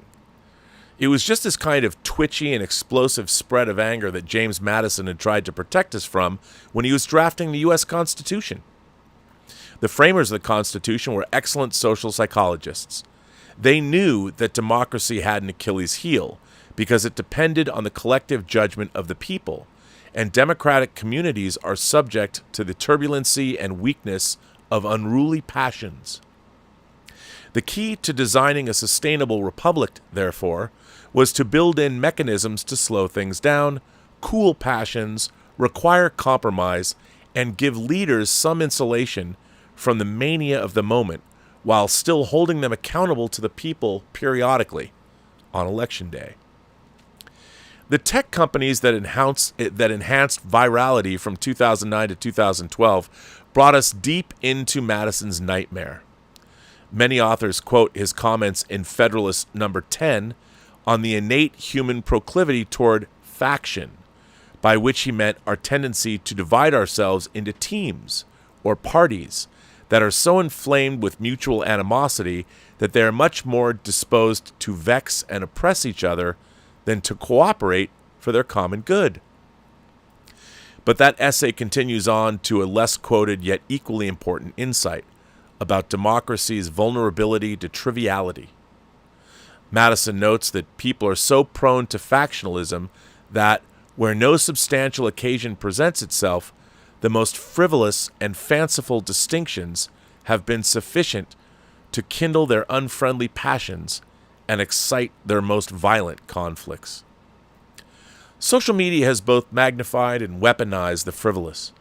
Is our democracy any healthier now that we've had Twitter brawls over Representative Alexandra Ocasio-Cortez's tax the rich dress at the annual Met Gala and Melania Trump's dress at a 9/11 memorial event, which had stitching that kind of looked like a skyscraper?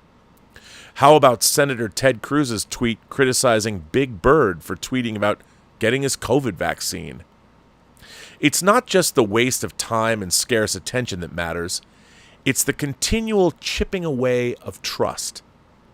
An autocracy can deploy propaganda or use fear to motivate the behaviors it desires, but a democracy depends on widely internalized acceptance of the legitimacy of rules, norms, and institutions.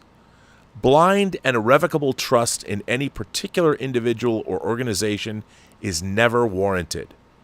But when citizens lose trust in elected leaders, health authorities, the courts, the police, universities, and the integrity of elections, then every decision becomes contested. Every election becomes a life and death struggle to save the country from the other side. The most recent Edelman Trust Barometer, an international measure of citizens' trust in government, business, media, and non-governmental organizations, showed stable and competent autocracies, China and the United Arab Emirates, at the top of the list, while contentious democracies such as the United States, the United Kingdom, Spain, and South Korea scored near the bottom, albeit above Russia. Recent academic studies suggest that social media is indeed corrosive to trust in governments, news media, and people, and institutions in general. A working paper that offers the most comprehensive review of the research, led by the social scientists Philip Lorenz Spreen and Lisa Oswald, concludes that the large majority of reported associations between digital media use and trust appear to be detrimental for democracy. The literature is complex. Some studies show benefits, particularly in less developed democracies, but the review found that on balance, social media amplifies political polarization, foments populism, especially right-wing populism, and is associated with the spread of misinformation. When people lose trust in an institution, they lose trust in the stories told by those institutions. And that's particularly true of the institutions entrusted with the education of children. History curricula have often caused political controversy, but Facebook and Twitter make it possible for parents to become outraged every day over a new snippet from their children's history lessons and math lessons and literature selections and any new pedagogical shift anywhere in the country. The motivations of teachers and administrators come into question, and overreaching laws or curricular reforms sometimes follow, dumbing down education and reducing trust in it further. One result is that young people educated in the post-Babel era, or Babel, depending if you're British or American, are less likely to arrive at a coherent story of who we are as a people and less likely to share any such story with those who attended different schools or who were educated in a different decade. Now I want to stop this article here and bring up something today, and I don't know if any of you saw it on social media. So apparently in Colorado, there was a 7th grade kid who, in school, they were studying the Revolutionary War. And he had, I mean, this kid was great. Let me see. I think I have a picture. I have a picture of him, but I've got to find it so I can show it to you, because this is just too much. Let me see if I can do that. Hang on. I think maybe my keyboard has died. Maybe that's what it is. My keyboard needs to power up. Yes, apparently that's what it is. Now let me see if I can get it. Well, anyway, I'll tell the story, and I'll see if I can find the picture in a minute. So they were studying the Revolutionary War, and this kid had a patch, the Don't Tread on Me patch. And the Don't Tread on Me patch says, don't tread on me, and there's a snake. And this kid got in trouble for having this patch because he was brought in before the administrators, and the administrators were saying that the Don't Tread on Me patch was problematic because of its ties to slavery and the African slave trade. And of course, why should this kid be wearing this patch if it said that? And so a mother was called in, and and you see there's a video posted of this kid, and he was not going to be able to go to school. The problem is that wasn't true. And they're actually studying the Don't Tread on Me flag. The Don't Tread on Me flag is actually called the Gadsden flag. And the Gadsden flag was actually made up, and it has a timber rattlesnake, and it says "Don't tread on me," and some modern versions include the apostrophe. So the "Don't Tread on Me" flag was created by Christopher Gadsden, who was a South Carolina delegate to the Continental Congress and a brigadier general in the Continental Army, and he designed the flag in 1775 during the American Revolution, and he gave the flag to Commodore Essex Hopkins. And it was unfurled on the main mast of Hopkins' flagship, the USS Alfred, on December 20th, 1775. The Congress then made Hopkins the CIC, the Commander-in-Chief of the Continental Navy, and he adopted this banner as his personal flag, flying it from the main mast of the flagship while he was aboard. So this flag represented liberation of the 13 colonies from the British. That's what Don't Tread on Me was for. It had nothing to do with slavery, aside from the fact that the guy who invented it or created the flag was from South Carolina, but then he was part of the Continental Army, and gave it to his friend who became C&C of the Continental Navy. And this kid was getting in trouble because of this. And this kid has a backpack that says based on it. And he has a Dogecoin, and he's when I was in junior high school, I was wearing buttons I'd get at record stores or head shops that would say things like "God is coming" and "Boy is she pissed." I mean, 7th, 8th, and 9th grade was when you started to come into your own, and you'd have your little jean jackets with buttons on them with your favorite band, or pictures of Bob Marley token out, or whatever it was you wanted. And this kid was just like that. The funny thing is he probably learned about this flag during his study of the Revolutionary War, and the educators and teachers at his own school were equating it to something it was never equated with, and it was actually equated with the very thing that he was studying in class. But the educators didn't know. So what the fuck does that say? And I don't know, man. I mean, that's, to me, pretty offensive. And this is why people don't trust our institutions. Because our teachers are not only indoctrinating kids of their own particular, whatever their personal ideologies are, they're yelling at kids for things that they don't even know what they are. They're wrong about what they're yelling at kids for. This is problematic, and this is why people don't have trust in institutions anymore. It's not just because of social media. It's because no longer do people take pride in their work or even understand what the fuck they're talking about. So I just wanted to interject that. So, former CIA analyst Martin Geary predicted the fracturing effects in his 2014 book, The Revolt of the Public.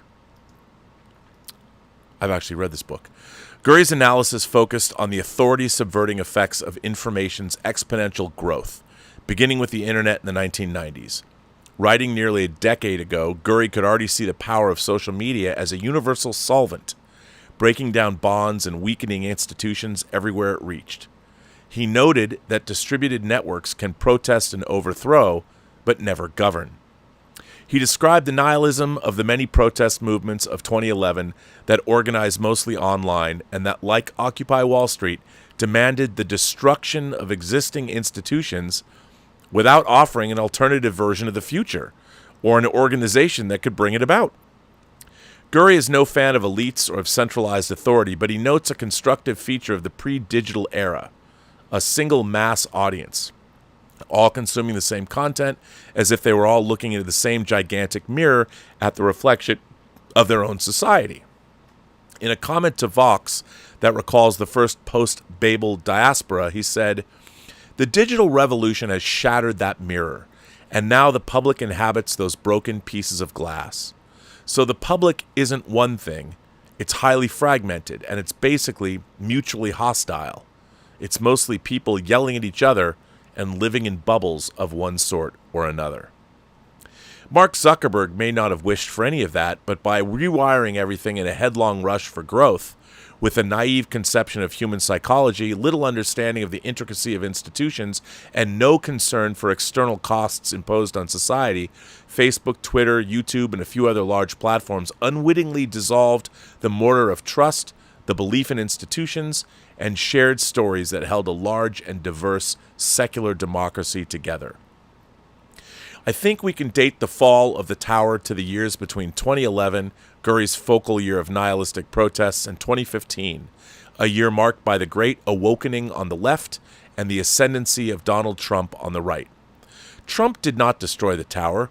He merely exploited its fall. He was the first politician to master the new dynamics of the post-Babel era, in which outrage is the key to virality. Stage performance crushes competence. Twitter can overpower all the newspapers in the country, and stories cannot be shared, or at least trusted, across more than a few adjacent fragments, so truth cannot achieve widespread adherence. The many analysts, including me, who argued that Trump could not win the general election were relying on pre-Babel institutions, which said that scandals such as the Access Hollywood tape, in which Trump boasted about committing sexual assault, are fatal to a presidential campaign. But after Babel, nothing really means anything anymore, at least not in a way that is durable and on which people widely agree. Politics is the art of the possible, the German statesman Otto von Bismarck said in 1867. In a post-Babel democracy, not much may be possible. Of course, the American culture war and the decline of cross-party cooperation predates social media's arrival. The mid-20th century was a time of unusually low polarization in Congress, which began reverting back to historical levels in the 1970s and 80s. The ideological distance between the two parties began increasing faster in the 1990s. Fox News in the 1994 Republican Revolution converted the GOP into a more combative party. For example, House Speaker Newt Gingrich discouraged new Republican members of Congress from moving their families to Washington, D.C., where they were likely to form social ties with Democrats and their families. So cross-party relationships were already strained before 2009, but the enhanced virality, pardon me. It's not virility. But the enhanced virality of social media thereafter made it more hazardous to seen fraternizing with the enemy, or even failing to attack the enemy with sufficient vigor. On the right, the term rhino, Republican in name only, was superseded in 2015 by the more contemptuous term cuckservative, popularized on Twitter by Trump supporters. On the left, social media launched call-out culture in the years after 2012, with transformative effects on university life and later on politics and culture throughout the English-speaking world. What changed in the 2010s? Let's revisit that Twitter engineer's metaphor of handing a loaded gun to a 4-year-old. A mean tweet doesn't kill anyone. It is an attempt to shame or punish someone publicly while broadcasting one's own virtue, brilliance, or tribal loyalties. It's more a dart than a bullet, causing pain but no fatalities. Even though from 2009 to 2012, Facebook and Twitter passed out roughly 1 billion dart guns globally. We've been shooting one another ever since. Social media has given voice to some people who had little previously, and it has made it easier to hold powerful people accountable for their misdeeds, not just in politics, but in business, the arts, academia, and elsewhere. Sexual harassers could have been called out in anonymous blog posts before Twitter, but it's hard to imagine that the hashtag #MeToo movement would have been nearly so successful without the viral enhancement that the major platforms offered. However, the warped accountability of social media has also brought injustice and political dysfunction in 3 ways. First, the dart guns of social media give more power to trolls and provocateurs while silencing good citizens. Research by the political scientists Alexander Bohr and Michael Bang Peterson found that a smaller subset of people on social media platforms are highly concerned with gaining status and are willing to use aggression to do so. They admit that in their online discussions they often curse, make fun of their opponents, and get blocked by other users for inappropriate comments. Across 8 studies, Bohr and Peterson found that being online did not make more people more aggressive or hostile. Rather, it allowed a small number of aggressive people to attack a much larger set of victims. Even a small number of jerks were able to dominate discussion forums. Bohr and Peterson found because non-jerks are easily turned off from online discussions of politics, additional research finds that women and black people are harassed disproportionately, so the digital public square is less welcoming to their voices. Second, the dart guns of social media give more power and voice to the political extremes while reducing the power and voice of the moderate majority.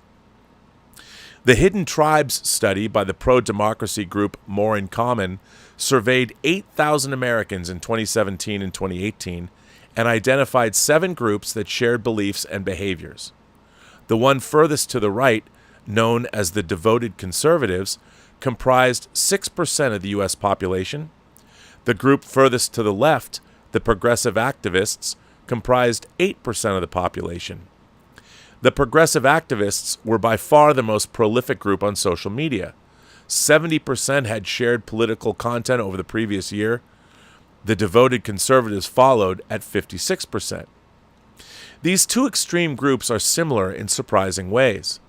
They are the whitest and richest of the 7 groups, which suggests that America is being torn apart by a battle of 2 subsets of the elite who are not representative of the broader society.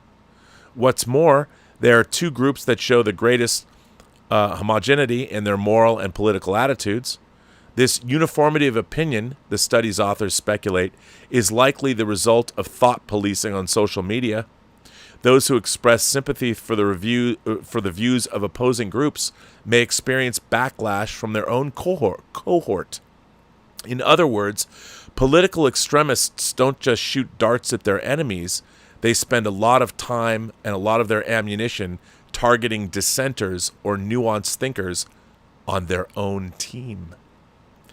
In this way, social media makes a political system based on compromise grind to a halt. Finally, by giving everyone a dart gun, social media deputizes everyone to administer justice with no due process. Platforms like Twitter devolve into the Wild West, with no accountability for vigilantes. A successful attack attracts a barrage of likes and follow-on strikes. Enhanced virality platforms thereby facilitate massive collective punishment for small or imagined offenses, with real-world consequences including innocent people losing their jobs and being shamed into suicide. When our public square is governed by mob dynamics unrestrained by due process, we don't get justice and inclusion. We get a society that ignores context, proportionality, mercy, and truth. Since the tower fell, debates of all kinds have grown more and more confused. The most pervasive obstacle to good thinking is confirmation bias, which refers to the human tendency to search only for evidence that confirms our preferred beliefs. Even before the advent of social media, search engines were supercharging confirmation bias, making it far easier for people to find evidence for absurd beliefs and conspiracy theories, such that as the earth is flat and that the U.S. government staged the 9/11 attacks. But social media made things much worse. By the way, shout out to the Indians for actually putting out pictures of the Apollo landing sites that were taken by their previous moon mission. They're there, people. We landed on the moon. And the Indians provided proof. Of course, conspiracy theorists can now talk about how the Indians were paid off by NASA to fake pictures of our own moon landings with their own probe. But they're there. And you can see India's pictures. So you go, India, and I hope you guys find water on the South Pole of the moon, because if you do, you will change humanity forever, assuming that there is a humanity in 10 or 20 years, or at least a humanity that can get to the moon. We'll see. The most reliable cure for confirmation bias is interaction with people who don't share your beliefs. By the way, this channel, people, I encourage everybody. This channel has always been about talking, sharing, conversing, and hey, if you want to get mad at me for sharing ideas and say that you're not, I find it funny that I had 2 letters I read today where people said they're unsubscribing and they're not going to watch anymore, and yet they wrote me a letter. They'll never know if I read it or not, which is kind of sad. John Stuart Mill said, "He who knows only his own side of the case knows little of that." And he urged us to seek out conflicting views from persons who actually believe them.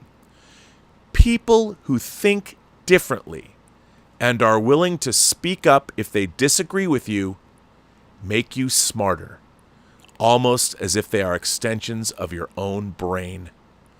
People who try and silence or intimidate their critics make themselves stupider, almost as if they're shooting darts into their own brain. Hence why I love this article and why I wanted to read it. In his book, The Constitution of Knowledge, Jonathan Rauch describes the historical breakthrough in which Western societies developed an epistemic operating system, that is, a set of institutions for generating knowledge from the interactions of biased and cognitively flawed individuals. English law developed the adversarial system so that biased advocates could present both sides of a case to an impartial jury. Newspapers full of lies evolved into professional journalistic enterprises, with norms that required seeking out multiple sides of a story, followed by editorial review, followed by fact-checking. Universities evolved from cloistered medieval institutions into research powerhouses, creating a structure in which scholars put forth evidence-backed claims with knowledge that other scholars around the world would be motivated to gain prestige by finding contrary evidence. Fucking men. Part of America's greatness in the 20th century came from having developed the most capable, vibrant, and productive network of knowledge-producing institutions in all of human history, linking together the world's best universities, private companies that turn scientific advances into life-changing consumer products, and government agencies that supported scientific research and led the collaboration that put people on the moon.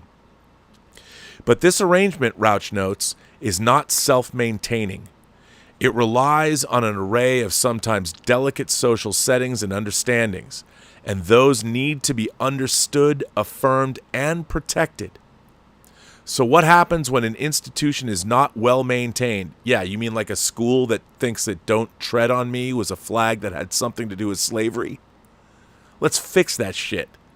Those teachers should all be fired, and they should hire new people that, I don't know, maybe know American history before they're teaching it to our kids? Anyway, that's just me. So what happens when an institution is not well maintained and internal disagreement ceases, either because its people have become ideologically uniform or because they've become afraid to dissent? This, I believe, is what happened to many of America's key institutions in the mid to late 2010s. They got stupider en masse because social media instilled in their members a chronic fear of getting darted. The shift was most pronounced in universities, scholarly associations, creative industries, and political organizations at every level, national, state, and local. And it was so pervasive that it established new behavioral norms backed by new policies seemingly overnight. The new omnipresence of enhanced virality social media meant that a single word uttered by a professor, a leader, or journalist, even if spoken with positive intent, could lead to a social media firestorm, triggering an immediate dismissal or drawn-out investigation by the institution. Participants in our key institutions began self-censoring to an unhealthy degree, holding back critiques of policies and ideas, even those presented in class by their students, that they believed to be ill-supported or wrong. But when an institution punishes internal dissent, it shoots darts into its own brain. The stupefying process plays out differently on the right and left because their activist wings subscribe to different narratives with different sacred values. The Hidden Tribes study tells us that the devoted conservatives score highest on beliefs related to authoritarianism. They share a narrative in which America is eternally under threat from enemies outside and subversives within. They see life as a battle between patriots and traitors. According to the political scientist Karen Stenner, whose work the Hidden Tribes study drew upon, they are psychologically different from the larger group of traditional conservatives, 19% of the population, who emphasize order, decorum, and slow rather than radical change. Only within the devoted conservatives' narratives do Donald Trump's speeches make sense. From his campaign's ominous opening diatribe about Mexican rapists to his warning on January 6, 2021, if you don't fight like hell, you're not going to have a country anymore. The traditional reason is death, hence the battle cry on January 6th, hang Mike Pence. Right-wing death threats, many delivered by anonymous accounts, are proving effective in cowing traditional conservatives. For example, in driving our local election officials who failed to stop the steal. The wave of threats delivered to dissenting Republican members of Congress has similarly pushed many of the remaining moderates to quit or go silent, giving us a party ever more divorced from the conservative tradition, constitutional responsibility, and reality. We now have a Republican Party that describes a violent assault on the U.S. Capitol as legitimate political discourse, supported, or at least not contradicted, by an array of right-wing think tanks and media organizations. The stupidity on the right is most visible in the many conspiracy theories spreading across right-wing media and now into Congress. Pizzagate, QAnon, the belief that vaccines contain microchips, the conviction that Donald Trump won re-election. It's hard to imagine any of those ideas or belief systems reaching the levels that they have without Facebook or Twitter. The Democrats have also been hit hard by structural stupidity, though in a different way. In the Democratic Party, the struggle between the progressive wing and the more moderate factions is open and ongoing, and often the moderates win. The problem is that the left controls the commanding heights of the culture. Universities, news organizations, Hollywood, art museums, advertising, much of Silicon Valley and the teachers' unions, and teaching colleges that shape K through 12 education. And in many of those institutions, dissent has been stifled. When everyone was issued a dart gun in the early 2010s, many left-leaning institutions began shooting themselves in the brain. And unfortunately, those were the brains that inform, instruct, and entertain most of the country. Liberals in the 20th century shared a belief that the sociologist Christian Smith called the liberal progress narrative, in which America used to be horrifically unjust and repressive, but, thanks to the struggles of activists and heroes, has made and continues to make progress toward realizing the noble premise of its founding. This story easily supports liberal patriotism, and that was the animating narrative of Barack Obama's presidency. It is also the view of traditional liberals that in the Hidden Tribes study, 11% of the population, who have strong humanitarian values, are older than average, and are largely the people leading America's cultural and intellectual institutions. But when the newly viralized social media platforms gave everyone a dart gun, it was younger progressive activists who did the most shooting. And they aimed a disproportionate number of their darts at these older liberal leaders. Confused and fearful, the leaders rarely challenged the activists or their non-liberal narrative in which life at every institution is an eternal battle among identity groups over a zero-sum pie, and the people on top got there by oppressing the people on the bottom. This new narrative is rigidly egalitarian, focused on equality of outcomes, not of rights or opportunities. It is unconcerned with individual rights. The universal charge against people who disagree with this narrative is not traitor, it is racist, transphobe, Karen, or some related scarlet letter, making the perpetrator as one who hates or harms a marginalized group. The punishment that feels right for such crimes is not execution, it's public shaming and social death. You can see the stupefaction process most clearly when a person on the left merely points to research that questions or contradicts a favored belief among progressive activists. Someone on Twitter will find a way to associate the dissenter with racism, which is something that happens to me on a weekly basis, and others will pile on, despite the fact who I stream with every week, or who I talk to, or any number of things. But that's why it doesn't work.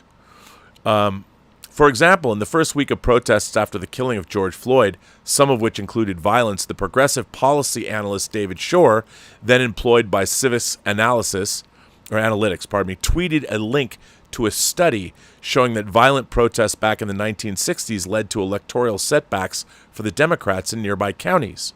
Shore was clearly trying to be helpful, but in the ensuing outrage, he was accused of anti-blackness and was soon dismissed from his job. Civis Analytics had denied that the tweet led to Shore's firing. The Shore case became famous, but anyone on Twitter had already seen dozens of examples teaching the basic lesson: don't question your own side's beliefs, policies, or actions. And when traditional liberals go silent, as many did in the summer of 2020, the progressive activists' more radical narrative takes over as the governing narrative of an organization. This is why so many epistemic institutions seem to go woke in rapid succession that year and the next, beginning with a wave of controversies and resignations at the New York Times and other newspapers, and continuing on to social justice pronouncements by groups of doctors and medical associations. One publication by the American Medical Association and the Association of Medical Colleges, for instance, advised medical professionals to refer to neighborhoods and communities as oppressed or systematically divested instead of vulnerable or poor. And the hurried transformation of curricula at New York City's most expensive private schools.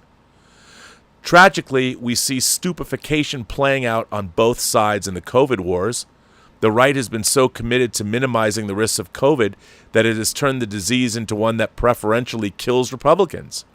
The progressive left is so committed to maximizing the dangers of COVID that it often embraces an equally maximalist, one-size-fits-all strategy for vaccines, masks, and social distancing, even as they pertain to children. Such policies are not as deadly as spreading fears and lies about vaccines, but many of them have been devastating for the mental health and education of children who desperately need to play with one another and go to school. We have little clear evidence that school closures and masks for young children reduce deaths from COVID. Most notably for the story I'm telling here, progressive parents who argued against school closures were frequently savaged on social media and met with the ubiquitous leftist accusations of racism and white supremacy. Others in blue cities learned to keep quiet.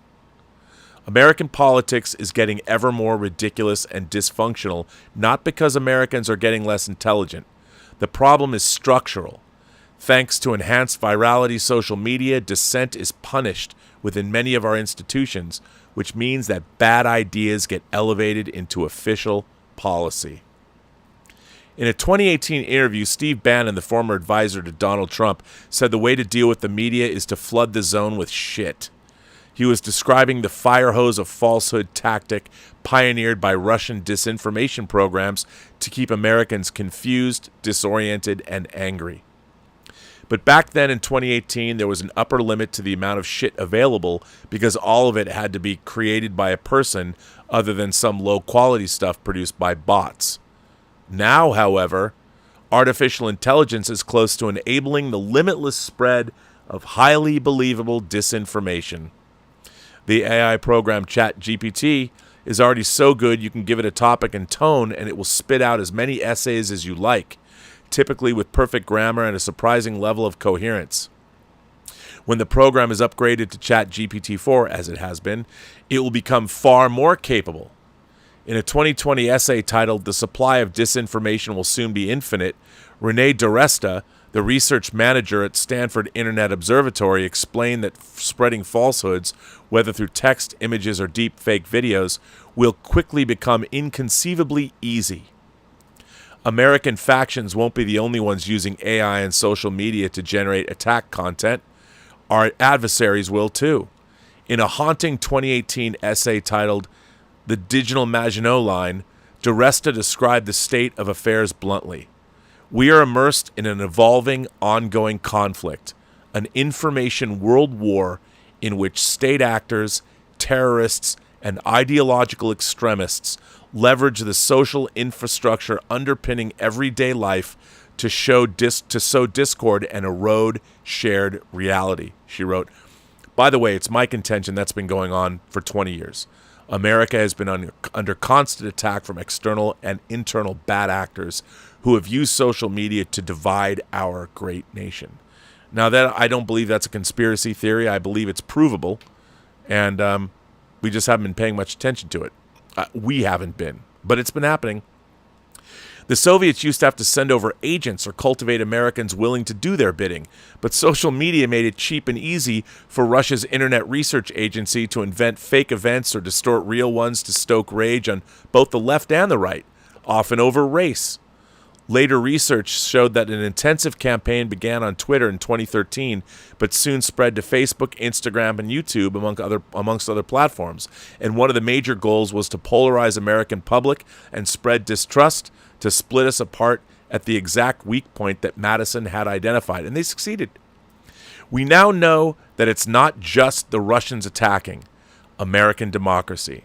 Before the 2019 protests in Hong Kong, China had mostly focused on domestic platforms such as WeChat, but now China is discovering how much it can do with Twitter and Facebook for so little money. In its escalating conflict with the U.S., given China's own advances in AI, we can expect to become more skillful over the next few years at further dividing America and further uniting China. In the 20th century, America's shared identity as a country leading the fight to make the world safe for democracy was a strong force that helped keep the culture and the polity together. In the 21st century, America's tech companies have rewired the world and created products that now appear to be corrosive to democracy, obstacles to shared understanding, and destroyers of the modern tower. We can never return to the way things were in the pre-digital age. The norms, institutions, and forms of political participation that developed during the long era of mass communication are not going to work well now that technology has made everything so much faster and are more multi-directional, and when bypassing professional gatekeepers is so easy. And yet, American democracy is now operating outside the bounds of sustainability. If we do not make major changes soon, then our institutions, our political system, and our society may collapse during the next major war, pandemic, financial meltdown, or constitutional crisis. What changes are needed? Redesigning democracy for the digital age is far beyond my abilities. This is Jonathan Haidt, the author. He doesn't hate Jonathan Haidt. But I suggest 3 categories of reforms. 3 goals that must be achieved if democracy is to remain viable in the post-Babel era. We must harden democratic institutions so that they can withstand chronic anger and mistrust, reform social media that it becomes less socially corrosive, and better prepare the next generation for democratic citizenship in this new age. Political polarization is likely to increase for the foreseeable future. Thus, whatever else we do, we must reform key institutions so that they can continue to function even if levels of anger, misinformation, and violence increase far above those we have today. For instance, the legislative branch was designed to require compromise, yet Congress, social media, and partisan cable news channels have co-evolved such that any legislature who reaches across the aisle may face outrage within hours from the extreme wing of her party, damaging her fundraising prospects and raising the risk of being primaried in the next election cycle. Reforms should reduce the outsized influence of angry extremists and make legislators more responsive to the average voter in their district. One example of such a reform is to end closed party primaries, replacing them with a single, nonpartisan open primary from which the top several candidates advance to a general election that also uses ranked choice voting. A version of this system already has been implemented in Alaska, and it seems to have given Senator Lisa Murkowski more latitude to oppose President Trump, whose favored candidate would be a threat to Murkowski in a closed Republican primary, but not in an open one. A second way to harden democratic institutions is to reduce the power of either political party to game the system in its favor. For example, by drawing its preferred electoral districts, gerrymandering, or selecting the officials who will supervise elections. Those jobs should all be done in a nonpartisan way. Research on procedural justice shows that when people perceive that a process is fair, they're more likely to accept the legitimacy of a decision that goes against their interests. Just think of the damage already done to the Supreme Court's legitimacy by the Senate's Republican leadership when it blocked consideration of Merrick Garland for a seat that opened up 9 months before the 2016 election and then rushed through the appointment of Amy Coney Barrett in 2020. A widely discussed reform would end this political gamesmanship by having justices serve staggered 18-year terms so that each president makes one appointment every 2 years. Reform social media. A democracy cannot survive if its public squares are places where people fear speaking up and where no stable consensus can be reached. Social media's empowerment of the far left, the far right, domestic trolls, and foreign agents is creating a system that looks less like democracy and more like rule by the most aggressive. But it is within our power to reduce social media's ability to dissolve trust and foment structural stupidity. Reforms should limit the platform's amplification of the aggressive fringes while giving more voice to what More in Common calls the exhausted majority. Those who oppose regulation of social media generally focus on the legitimate concern that government-mandated content restrictions will, in practice, devolve into censorship. But the main problem with social media is not that some people post fake or toxic stuff. It's that fake and outrage-inducing content can now attain a level of reach and influence that was not possible before 2009. The Facebook whistleblower Frances Haugen advocates for simple changes to the architecture of the platforms rather than for massive and ultimately futile efforts to police all content. For example, she has suggested modifying the share function on Facebook so that after any content has been shared twice, the third person in the chain must take the time to copy and paste the content into a new post. Reforms like this are not censorship, they are viewpoint neutral and content neutral, and they work equally well in all languages. They don't stop anyone from saying anything, they just slow the spread of content that is, on average, less likely to be true. Perhaps the biggest single change that would reduce the toxicity of existing platforms would be user verification as a precondition for gaining the algorithmic amplification that social media offers. Banks and other industries have know your customer rules so that they can't do business with anonymous clients laundering money from criminal enterprises. Large social media platforms should be required to do the same. That does not mean users would have to post under their real names. They could still use a pseudonym.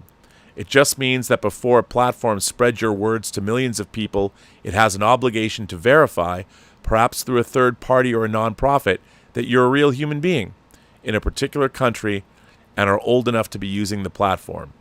This one change would wipe out most of the hundreds of millions of bots and fake accounts that currently pollute the major platforms.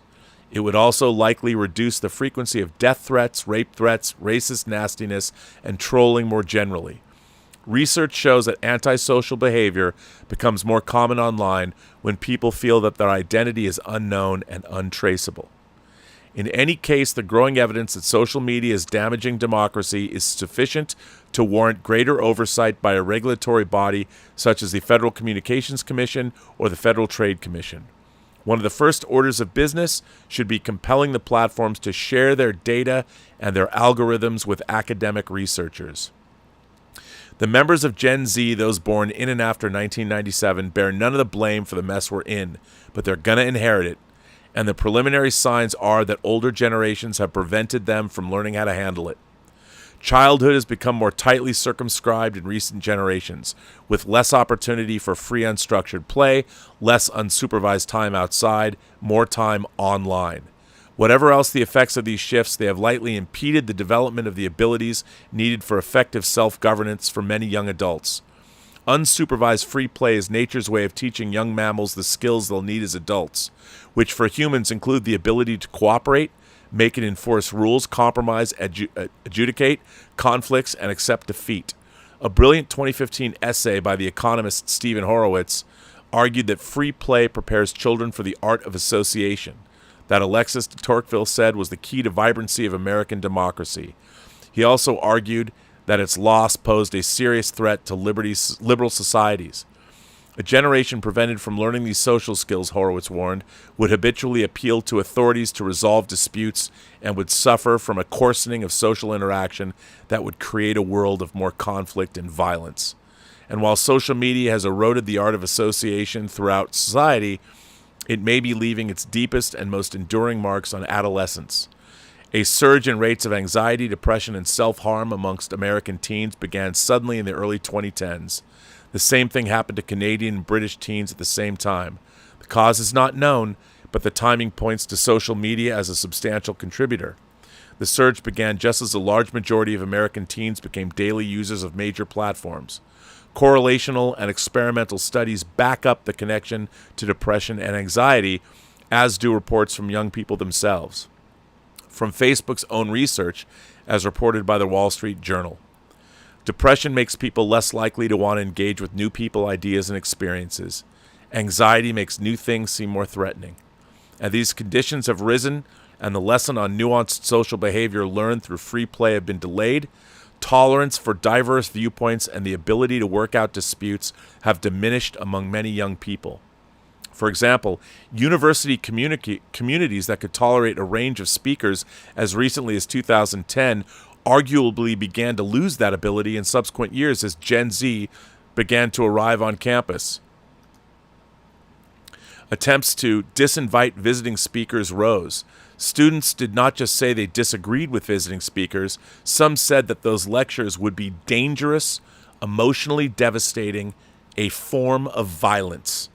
Because rates of teen depression and anxiety have continued to rise into the 2020s, we should expect those views to continue in the generations to follow and indeed become more severe.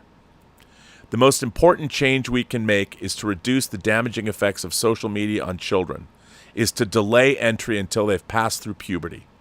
Congress should update the Children's Online Privacy Protection Act, which unwisely set the age of so-called internet adulthood, the age at which companies can collect personal information, at 13 back in 1998, while making little provision for effective enforcement. The age should be raised to at least 16, and companies should be held responsible for enforcing it. More generally, to prepare the members of the next generation for post-Babel democracy, perhaps the most important thing we can do is let them out to play. Stop starving children of the experiences they most need to become good citizens. Free play in a mixed age group of children with minimal adult supervision. Every state should follow the lead of Utah, Oklahoma, and Texas and pass a version of the free-range parenting law that helps assure parents that they will not be investigated for neglect if their 8 or 9-year-old children are spotted playing in a park. With such laws in place, schools, educators, and public health authorities should then encourage parents to let their kids walk to school and play in groups outside. just as more kids used to. The story I've told is bleak, and there's little evidence to suggest that America will return to some semblance of normalcy and stability in the next 5 or 10 years. Which side is going to become conciliatory? What is the likelihood that Congress will enact major reforms that strengthen democratic institutions or detoxify social media? Yet, when we look away from our dysfunctional federal government, disconnect from social media, and talk with our neighbors directly, things seem more hopeful. Most Americans in the More in Common report are members of the exhausted majority, which is tired of the fighting and willing to listen to the other side and compromise. Most Americans now see social media as having a negative impact on the country and are becoming more aware of its damaging effects on children. Will we do anything about it?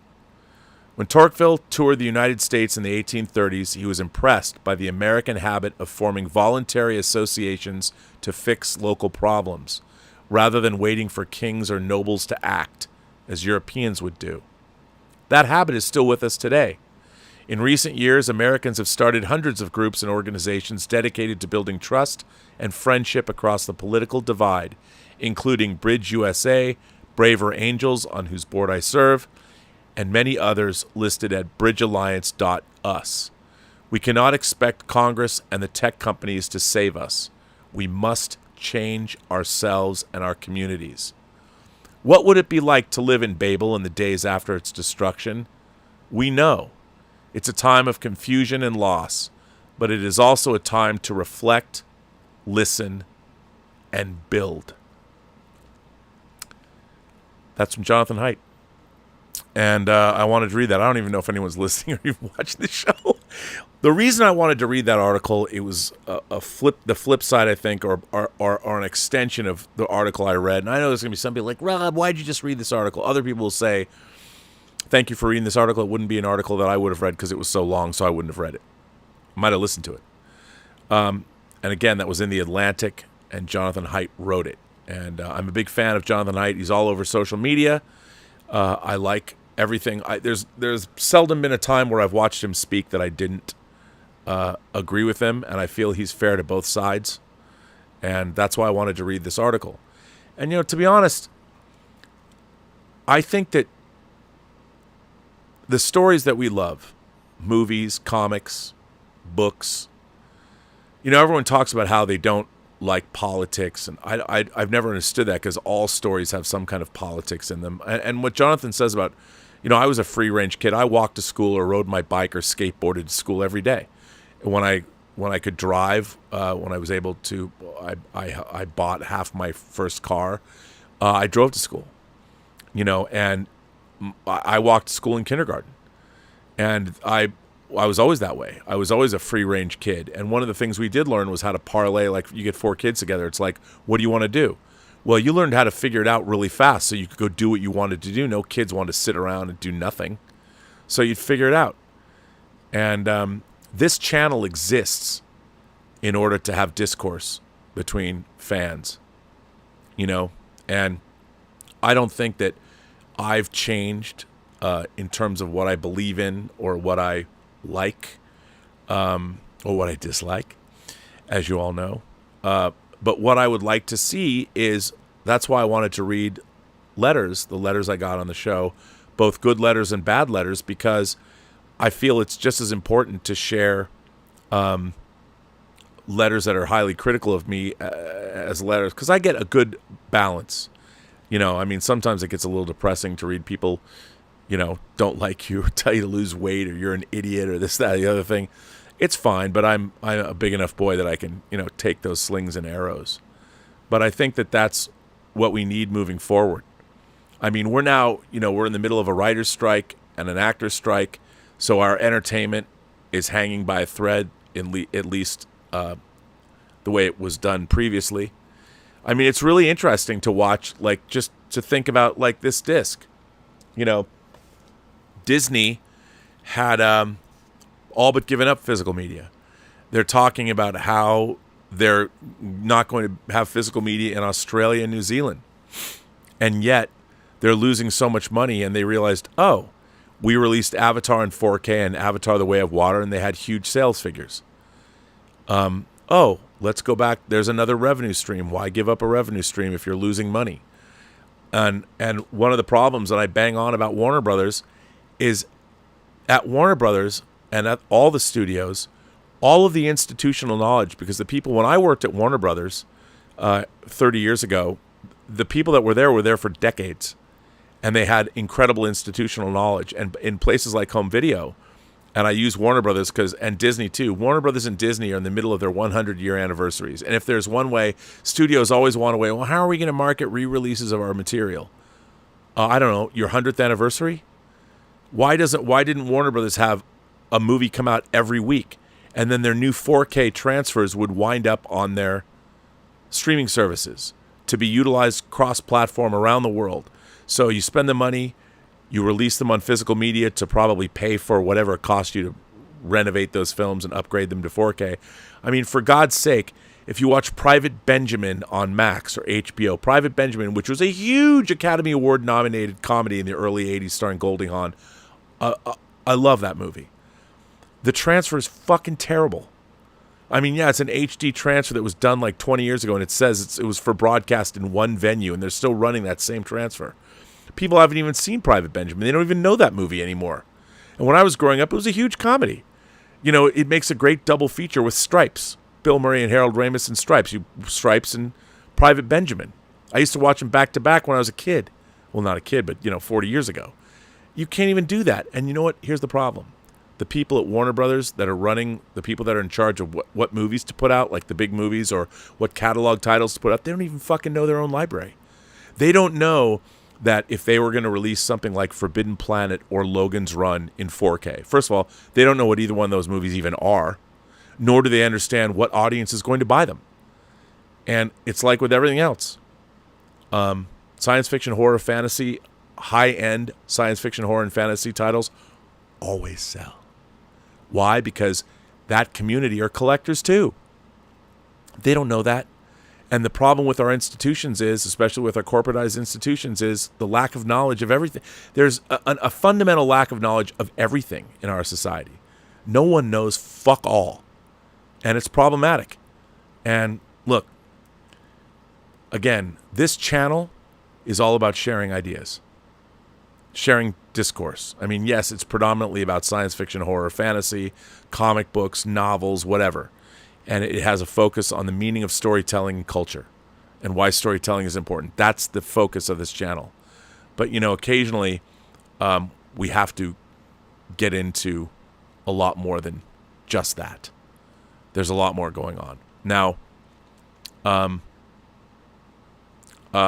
me go back because there's a lot of people. There's a lot of people that have been writing in. So let me go back to what you guys are saying. Joe Panora says, I might have brain fog, but didn't you mention a while back that you and Brian had an idea for Star Trek? Yes. So I'll tell you how this happened. So this was in 2006, and this was before Bad Robot announced that they were taking over the Star Trek franchise. And Brian was in post on Superman Returns. And at that time, Chris McQuarrie lived in Seattle, and he lived in Madison Park where my grandfather lived. And so there's a sushi restaurant close to Chris's and my grandfather's house, actually, that Brian, Chris McQuarrie, and I went and had a very long sushi dinner. And I had brought up the idea to them. I said, Chris should write this, Brian should direct it, and I should be on as a creative producer. And so here was my idea. It was called Star Trek Federation, and metaphorically, the idea was going to be that the Federation was old, and I was thinking about setting it, this might seem familiar to anybody, 1,000 years in the future, like around the year 3000. Do you recognize that idea? I wonder if you do. But the Federation had just become old, and many of the founding members of the Federation had evolved. Like the Klingons had developed more of a mystical, religious bent and they had become more like warrior mystics. The Vulcans and the Romulans reunification had happened, and so people had changed and evolved, and the Federation was basically becoming irrelevant. It was just old, and it was in this. Imagine if the Federation was all infrastructure and it was in disrepair, and the age of exploration was over, and it was just not the Federation that we had known. It was just old, and it was kind of falling apart.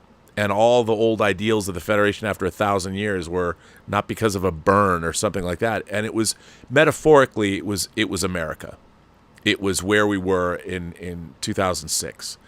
And the idea was that there was going to be an extragalactic threat that that the galaxy was unprepared to deal with. And it wasn't like the Dominion. It was going to be more of an overall social force, military force, alien force that was basically going to dismantle the way of life as it was known in the Milky Way galaxy. And it was all about how the Federation had to figure out how to put itself back together to deal with this external threat. And the show was called Star Trek Federation. And at the time, I had my company, Ludovico Technique, and we were in pre-production on The Hills Run Red, the movie I produced. And I was self-publishing some comics, which I'm going to run a crowdfunding campaign for Living in Infamy to bring it back. And I was working with a guy named Jeff Thorne, who's a great writer who'd written a Star Trek novel, a Titan novel, I think sort of Damocles. And I took this idea, which wasn't fleshed out, it was done in the broad strokes. And I went to him and I said, hey, can you take these ideas and write a treatment? And then I went to Mike and Denise Akuda, and I said to Mike, hey, can you make me a logo, a cool logo that was in the of the time, 2006? Can you make me a Star Trek Federation logo? And I thought that Star Trek Federation was the name. I love that name because that's really what it was about. It was exploring. I didn't want to. It couldn't be called. Imagine though, Star Trek America. It wasn't like that. It was Star Trek Federation, and the premise of the show was going to be: how do you take an old, decrepit institution that has just been taken for granted, and it's sort of, you chip away at its very foundation over 1,000 years, and the founding members have changed, and you've never taken it into consideration, and suddenly this Federation that once held the galaxy together. And we had now crossed across the Milky Way. The entire Milky Way would have been open and explored and conquered, and not conquered, but so there's a lot of people, a lot of new factions we'd never met before, and the people that we did know, the whole point was that they'd be very different than the way we remember them. So you'd be able to rediscover all of these, like how the culture changed. The Klingon Empire had gone through basically a reformation. And then the Romulans and the Vulcans. So it would be like the last 1,000 years of our own history. Where would the Federation be at in 1,000 years? And that was what the show was about. And then Jeff Thorne wrote a great treatment. And what was interesting was that we only ever got it to that stage because as we were working on that, it was announced that J.J. Abrams and Bad Robot were taking over the franchise. So the idea that we had, and I think it would have been really interesting. You would have had you would have Chris McQuarrie, Brian, myself, Jeff Thorne, and other people that we would have put together to make that show. But it was never pitched. You can find it online. I have the document, but you can look up Star Trek Federation. But here's the thing. It was only really ever based on one conversation, a couple conversations Brian and I had, but one really long dinner. I went to Jeff Thorne. He wrote up a treatment. I gave it to Chris and Brian, and then it ended there. That was it.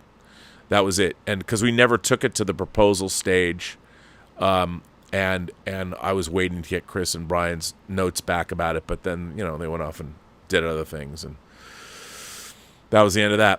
But I don't harbor any ill will. It's not like I was going to pitch us. People think that they're like, oh, you're just embittered about Star Trek because you never got to do your own Star Trek. I've never been in a position to do my own Star Trek, except when I was going to do a fan film. And we did it. We did Prelude to Axanar, and that turned out really, really well. And then Alec Peters fucked it all up. I tried as much as I could to keep that show together. Me and Bill Hunt, but it didn't happen. So Sonny Dominguez sent in a tip. Sonny says, having witnessed people coming to you at San Diego Comic-Con telling you how important you've been in their lives, keep being you. You're genuine and transparent. The world needs you, and you inspire us at the Post-Geek Singularity. By the way, I finally watched Picard Season 3. Wow. I loved it. Well, that's the thing. I mean, look, Sonny, I promise you, what you see is what you get. I mean, it's not like there's not a lot of ample evidence. If you can find me saying anything, I mean, I'm sure, I have all the kinds of detractors anybody who has in their lives. I've certainly not been perfect and done a lot of things. I've sacrificed, I've tried to live my life having no money and trying to keep working on stuff and, falling into crazy debt and all that. But, yeah. So I will always be, I can't do anything other than be me. So Eduardo Ramirez says, if you didn't realize my PFP is Ron Marquette in Public Access. So I was just wondering, out of an adoration for Bryan Singer, I remember when he was a guest on here. Ron Marquette, what does PFP mean? Yeah, I mean, he was great. I mean, look, as I said, Brian and I've done 4 DVD special features, special editions for him. I did Usual Suspects, that's been re-released in 4K by Kino Lorber, and all of our original special features that Dave Parker, Kerry David, and I did are on those discs. And then somebody did a new interview with Tom Siegel, the director of photography, and then Dave and I did X-Men 1 or X-Men 1.5 and X2, and then I did Superman Returns. And unfortunately, because of the situation with Brian and also Kevin Spacey, it would have been nice to revisit. I have 1,500 hours of footage from Superman Returns that I'd love to go back and revisit and see if I could get it, make a bigger documentary. Who knows? And also remaster it in HD. So that'd be a bummer. It was a bummer that we couldn't do that. Man says, I know we always do not agree with our politics, but I respect you for not telling how to think about shows or my politics. You're a special breed. Live long and prosper. Well, I appreciate that, man. Well, here's the thing. Like, I really do like hearing other people's points of view. I mean, remember, it was Lincoln who was a Republican that the Emancipation Proclamation came from him. It didn't come from the Democrats. It came from the Republicans. So this idea, it's really disheartening to see the polarization of, and one of the reasons I like this article was Jonathan Haidt at the end says, here's the problem with the Republicans, here's the problem with the Democrats. And the fact that we're so tribal, why we work against our own self-interest is so frustrating to me. It's so frustrating to me. We could be doing so many great things. I mean, I was listening to this thing about what it means that India landed on the moon, on the south polar region of the moon, and if they find water in one of these craters, it's just like it's crazy that from the Earth to the moon, For All Mankind, From the Earth to the Moon is a great miniseries too, don't get me wrong. But For All Mankind, that is exactly what is a big plot point, them finding ice on the moon that they can use. And India did it. I mean, they haven't found the water yet, but it's not a manned probe, it's an unmanned probe, but they did it. I mean, India, for a fraction of what it would cost us to do, they landed on the moon. Incredible. And we live in a time where that's the frustrating thing, is to see all this division and screaming and yelling at each other. It's like, can we just get back to doing the work now, please? Can we do that? And we need all diverse points of view to get good work done, which I agree with utterly. 1001 Johnny sends in a tip. Thanks, man. Not sure how long I'll stay awake, Rob, but yours has been awesome all night. Here's something to chew on. Physiology literally means the study of the soul in Greek. Spirit, unless I'm mistaken, means breath in Hebrew. Why do we seem to be losing our breath? I don't know. I mean, it's like, it was really interesting to me that, I mean, it's been so long since I started this show. It's been like over 3 hours, but it's so interesting to me that Vanessa, who I read her article, like she was so mad thinking that I had some Stalin-esque belief about art. And I don't know why she thought that I would be the final arbiter of art, or that human beings would say, like when I was saying that, again, I tried to explain it, the objectivity in art, I believe it has something to do with, call it your spirit, call it your subconscious, call it our conscious, I don't know. But there's so much we don't know about this universe that we live in. I mean, what's crazy is if you look into the James Webb Telescope revelations that happen on almost a daily basis, and look at how cosmology's been thrown into a state of disarray in the last 6 months. It's crazy. I mean, just because of all the discoveries, we build a telescope that can see further out and see things that we've never seen before, and suddenly it's like, oh my God, all these things we used to believe in might go out the window. Only because we built a telescope that can see. I mean, if that's not a metaphor for our modern age, that we're so myopic in our vision now, we're so, navel gazing and looking at one thing. I mean, all you have to do is think to yourself, what we all need is a James Webb telescope in our own lives so we can see a little further and a little faster, a little farther out, a little clearer about things we couldn't necessarily see before. I mean, think about that yeah. So, man says, when you read this, you'll be called red-pilled. It's so weird. I mean, red-pilled. It's like, I mean, here's the thing. Get out of the fucking house. Like I've told people, and maybe I should do this. I think that maybe I should have a Robservations adventure day. I've often thought about this. And I was thinking about doing this on this channel live. Tell me if anybody's watching this broadcast right now. Tell me if you like this idea. So it would be the Post-Geek Singularity. Robservations presents the Post-Geek Singularity Adventure Day. Okay? And it would be like on a Saturday or Sunday. And this would be the parameters. Everybody, you have to get a couple of friends and you have to drive 120 miles from wherever you are in any direction, preferably someplace that you've never been. Pick a place. If it's a small town, wherever it is, pick a place that you've never been, and everybody's got someplace within 120 miles of them they've never been. And you're going to drive there, and you're going to pick a few destinations. You're going to find places that are of note in that town, whether it's a diner, some historical thing, and you're going to go there with smartphones, and we're going to have a show, and I'm going to have people call in from wherever the fuck they went. And we're going to get reports. I'm just going to bounce around because I think I can get up to 8 people at the same time. And like, okay, so I expect everybody to get up, and they get up at 5 a.m. They leave at 6. You give them 2 hours, or maybe they get up at 6. They leave at 7. They get to wherever they're at 9. And at 9, we start the broadcasts. And people call in. Maybe they're eating at whatever diner. And then whatever people you meet or whatever, we document this whole thing, and everybody goes on an adventure, and it'll be international. So 120 miles from wherever you live, and everybody calls in, and we just go, where are you right now? And just see where people go. And the whole thing, it would be people that you got to go someplace you've never been. So what do you think about that? Would that be something people would want? Would that be something people would want to do? I don't know. I think it'd be kind of fun though. So, yeah. Culture Wars Diplomacy said every president since Clinton has been accused of being illegitimate. Yeah, it's weird. It's just, like, it's so weird we don't believe in our own system of government. I don't know. It's nuts. RRTNZ. Hail Bob. Usually I'd send in some Chuck Norris-related banality, but I was intrigued that intrigued by that article, real food for thought, especially as I see some of those worrying trends here in New Zealand. Cheers, mate. Yeah, man, it's everywhere. It's everywhere.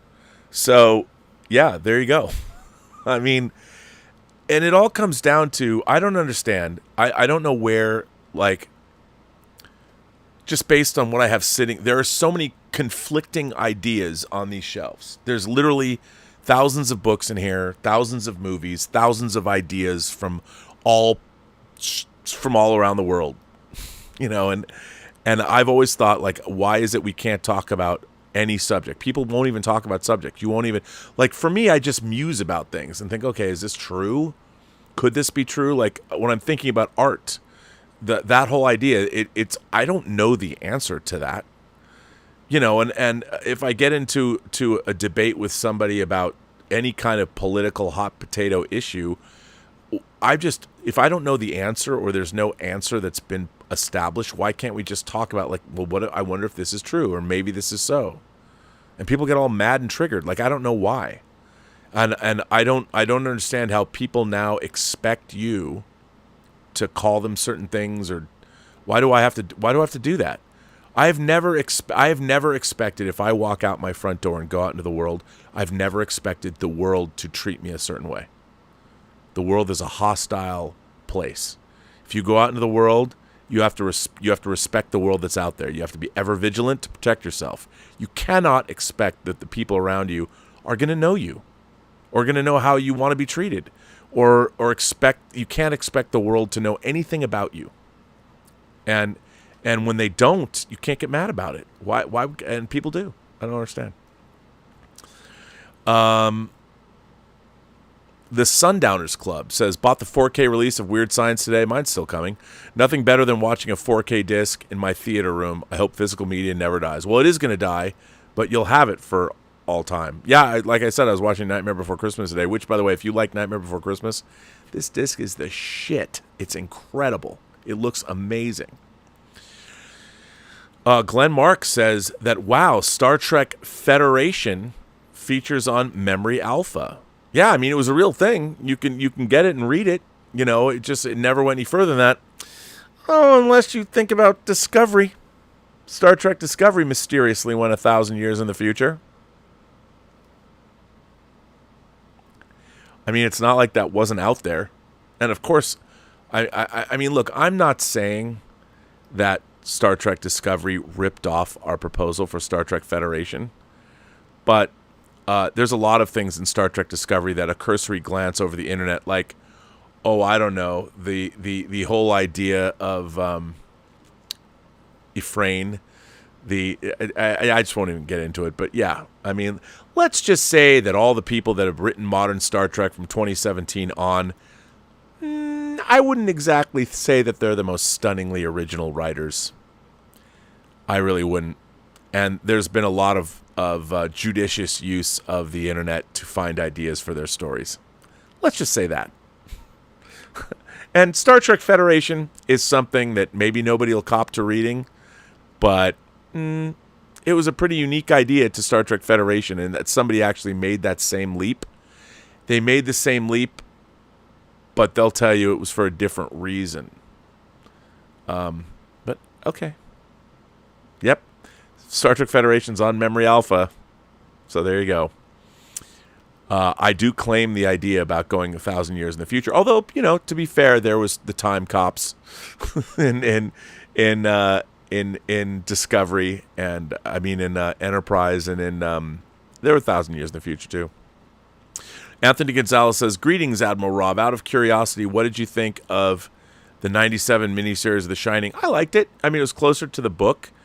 Again, I mean, I enjoyed it, but sometimes I think that maybe adaptations, if you don't have the money, and I think going back and doing the book, as it was already too overshadowed, I think, by Kubrick's movie, even though King doesn't like it. But I liked it. I mean, I thought it was pretty good.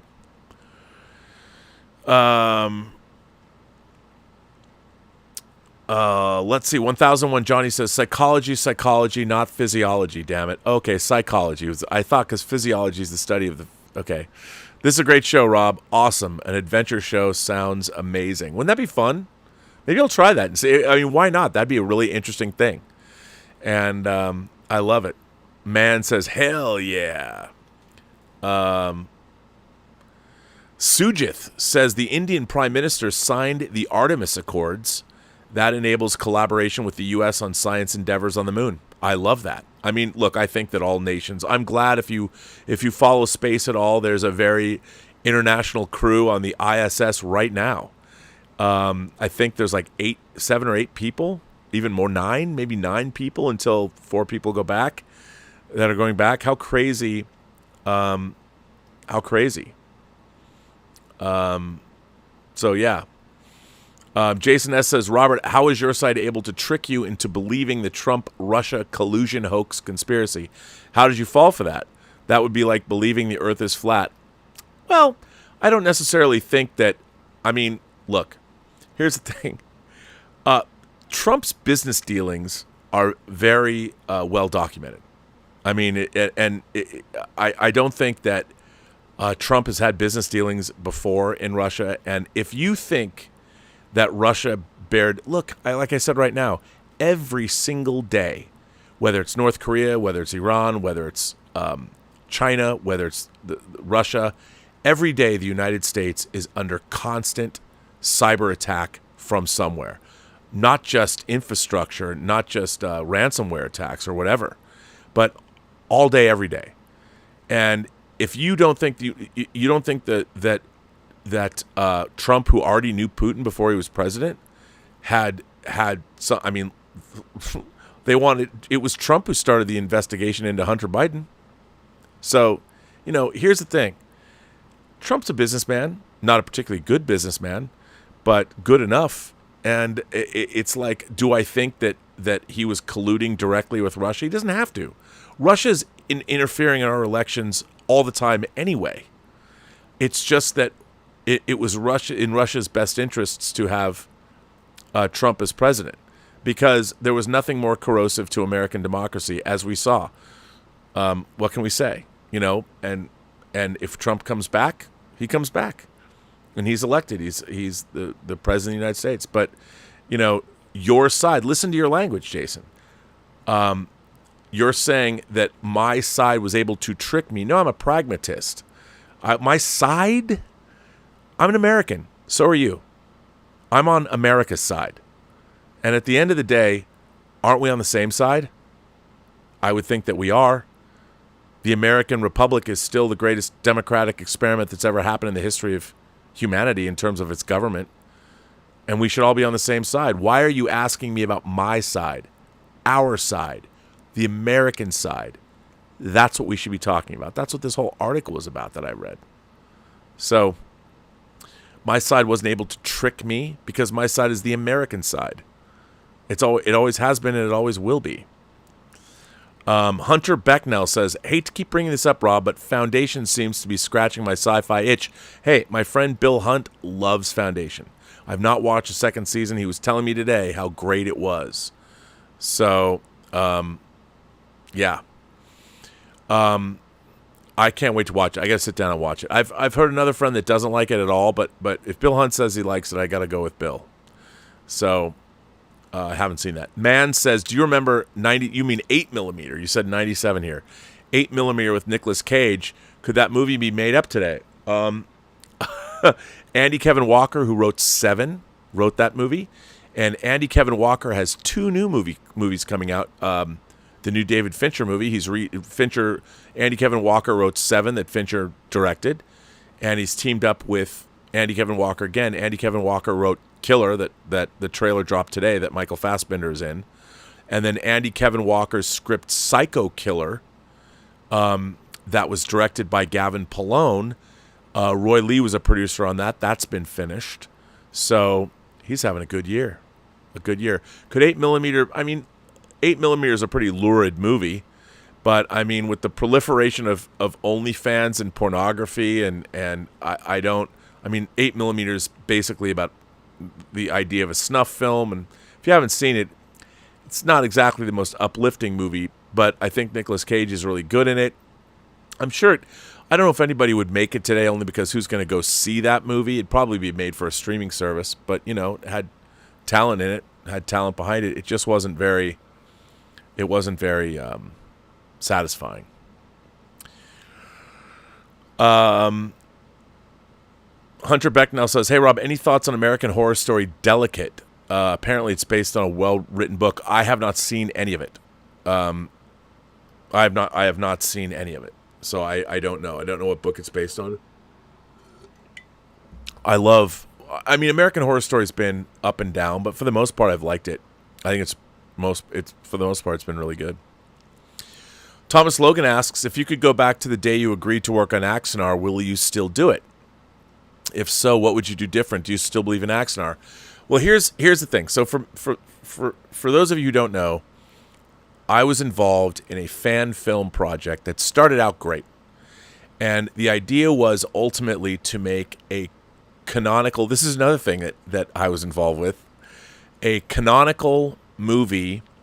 We were going to make a Star Trek fan film, a feature-length fan film about a war with the Klingon Empire that was actually based on the old FASA Star Trek role-playing game from the 80s. And they had a whole thing about Axanar, and Axanar was in Enterprise, and Axanar was a planet. So my friend Christian Gossett, who I'd known for years, and he was teamed up with a guy named Alec Peters, who is well known in the prop community and who put on the big Battlestar Galactica auction. What they wanted to do was to prove what they could do. And the first thing they did was they crowdfunded a 20-minute short film called Prelude to Axanar. And you can go watch it right now. And they approached me, and I was working on the Star Trek The Next Generation documentaries at the time. This was in early 2014. And they asked me, they said, would you edit this? Because it's like a mockumentary, it was documentary style, and it was going to be based on two different documentaries, Facing Ali and then the Band of Brothers documentary. It was going to be done in the style of Facing Ali and then Band of Brothers, like it was going to interview veterans from this Klingon war that was not canonical in the Star Trek universe, but because we'd never seen it before, and they'd never mentioned it in the original series, really. But we were going to try and make it canonical. That was the whole thing, is we were going to make canonical Star Trek.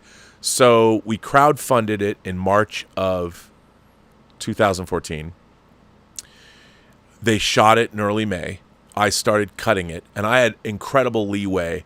There was visual effects that were already done, and I was given incredible leeway to take the footage and basically do with it whatever I wanted. Christian Gossett did a great job directing the actors, but they were sitting down. It was all on green screen, and this guy Tommy Kraft did all the backgrounds, and Alexander Bornstein, who does the theme song to Robservations, he did the music, and then I was editing and basically doing all the post supervision. And Frank Serafini, that worked on Star Trek The Motion Picture, and Mark Edward Lewis worked on the sound.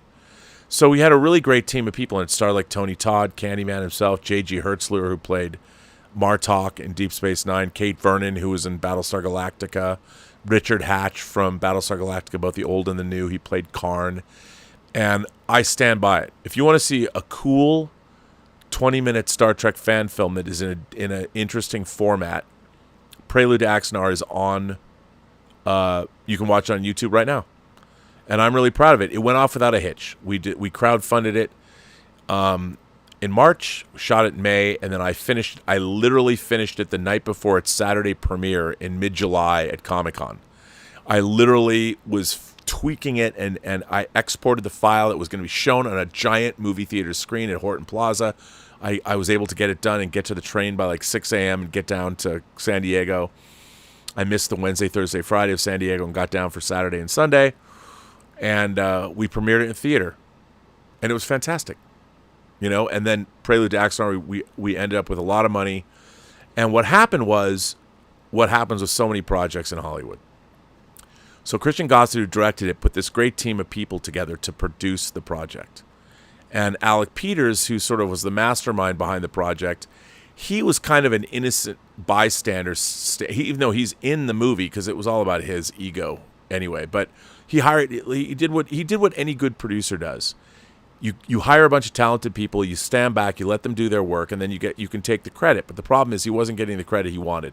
So then when we were going into making the movie phase of it all, he had all the money. I mean, he's accused me of theft and all kinds. It was ridiculous. I had nothing to do with his money. He had to pay me to work on these things.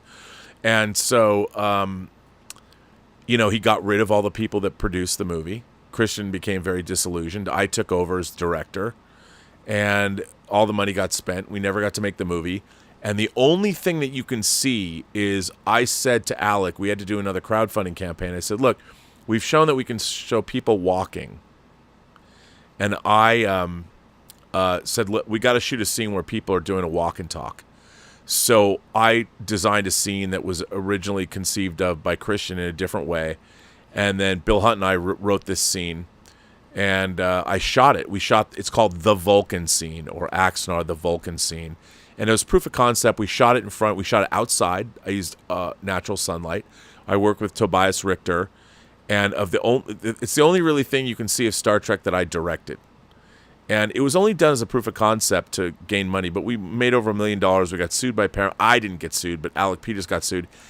And he had the ability to make 2 15-minute shorts. That motherfucker hasn't made 2 15-minute short films in 6 years, since 2017. I'm like, come on, dude, really? We shot the Vulcan scene. Keep in mind, we shot that Vulcan scene in an afternoon. Actually, in the morning into the afternoon. We finished early. I designed the whole scene. I worked with Tobias Richter in the Lightworks in Germany. So go watch Prelude to Axnar. And go watch Axnar, the Vulcan Scene, and see what we could have done. And keep in mind, I mean, Alec keeps bringing up the budget. I did the Vulcan Scene for like $13,000, and Prelude to Axnar was $100,000. So there you go. Now, Prelude to Axnar is 20 minutes. Now, imagine what we could have done if we made it 60 minutes and we had $300,000, and it was 120 minutes, $600,000. Imagine if because we made over... We would have been able to make a Star Trek feature film for $2 million. We could have done it, and it didn't happen. Would I do it again, Thomas? Knowing what I know about Alec Peters now, no. I wouldn't. I didn't. Here's what I didn't understand. I don't understand that anybody who makes a movie... Here's a truism in life about movie making. Movie making is so hard. It's so difficult, and it's a collaborative effort. You don't get any glory while you're producing a movie. You have to collaborate with people. And the thing about making movies, you want to get the movie done. You get the movie done. All these people that work together. But if you want to be Joe Egomaniac, or you're a raving narcissist, or whatever you are, and Alec Peters fits that bill of all those things, watch, he'll probably be watching this and attack me tomorrow and say, I've stolen this and stolen... I'm like, what? I did all the work, dude. I produced your Blu-rays. I produced your DVDs. I did everything. You can also, by the way, if you want to watch... There's documentaries on this channel where it's called Axnar Origins, and you can see the visual effects. They're not done, but I was developing, and you can watch 3 documentaries called Axnar Origins, parts 1, 2, and 3, that show you what I was doing with Axnar on this channel. So it's about 50 minutes total, and you can see where I was going because I was developing the visual effects. So that was all done for the feature. And so you can see what was there. Check it out. It's too bad.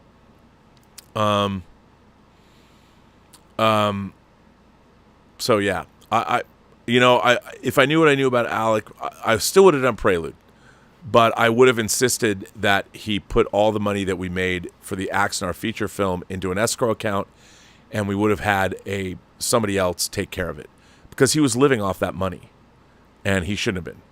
He never had the whole time I knew him. He's never had a real job or whatever. So, and since then, since Axnar, I edited 3 feature films. And I just finished producing another one, which, by the way, I'll be shooting something on Saturday or Sunday. Oh, there's going to be no Let's Get Physical Media on Sunday, because I will actually be shooting second unit and I'll put it online for a movie that I'm working on. So you'll see that. But this weekend, Sunday, for White Devils, which you'll hear more about. Yeah, 2 feature films. So, and Alec can't make 2 15-minute shorts. What are you going to do? Jerry Manning, all the way from Finland, says, book recommendation, Elder Race and the Final Architecture Trilogy by Adrian Tchaikovsky. That's Children of Time, right? I read that. Great sci-fi books, even better as audiobooks. How can something be better as an audiobook? Come on, man. But Jer actually has made some really cool games you should all check out. Well, listen, everybody, I don't even know if anyone's even watching this channel. Like, is anybody still watching this channel? I have no idea. Maybe they are. Who knows? I think it's got to be. It's got to be. We gotta end this show. We gotta end the show. By the way, I'm on John Campea tomorrow. So yeah, I'm on John Campea tomorrow. We'll be doing Robservations and all that stuff. It's all week. It's going to be great. I can't believe it's going to be September. We're going into... I'm babbling now. I've been talking for... How long have I been talking? Let's see. I started this show at 8, 9...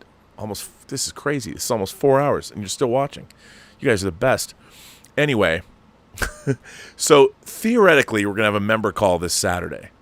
Theoretically. Because we missed it last Saturday. But this Saturday, but no Let's Get Physical Media. Maybe on Monday. I don't know. I'll find out. But on that note, I want to thank everybody who's still here. I want to thank Tom Jr. Jackson. It's 4 o'clock in the morning where Tom Jr. Jackson... Oh, no. It's 3 o'clock, right? It's going to be 4 o'clock. So wait, it started at 8. That would have been 11 your time. So yeah, 3 o'clock. Anyway, Tom, you're a mensch. Thank you. Thanks for being a great moderator. I don't know who else is here, but yeah. Thank you for that. I want to thank everybody for listening. Thanks for sticking it out. And I promise I'm going to get back into entertainment news and opinion. And, am I going to review Ahsoka? I'm so glad I don't have to talk about Star Trek anymore. I think I'm out. And, Discovery, I'm out. So I don't have to watch Discovery. So it's great. And Lower Decks, whatever. So you don't have to worry about me talking about Star Trek. And on that note, remember... First of all, I want to thank everybody for generously supporting the show via super chats and tips. Thank you so much.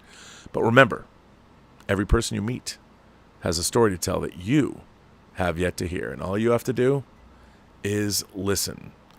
And with that, I would say to everybody, have a better day. And I mean that. We should all have a better day. And wait a minute. Where's all the controls I need to actually shut this show off? I've moved everything around. I'll get there. We'll get there, Pop.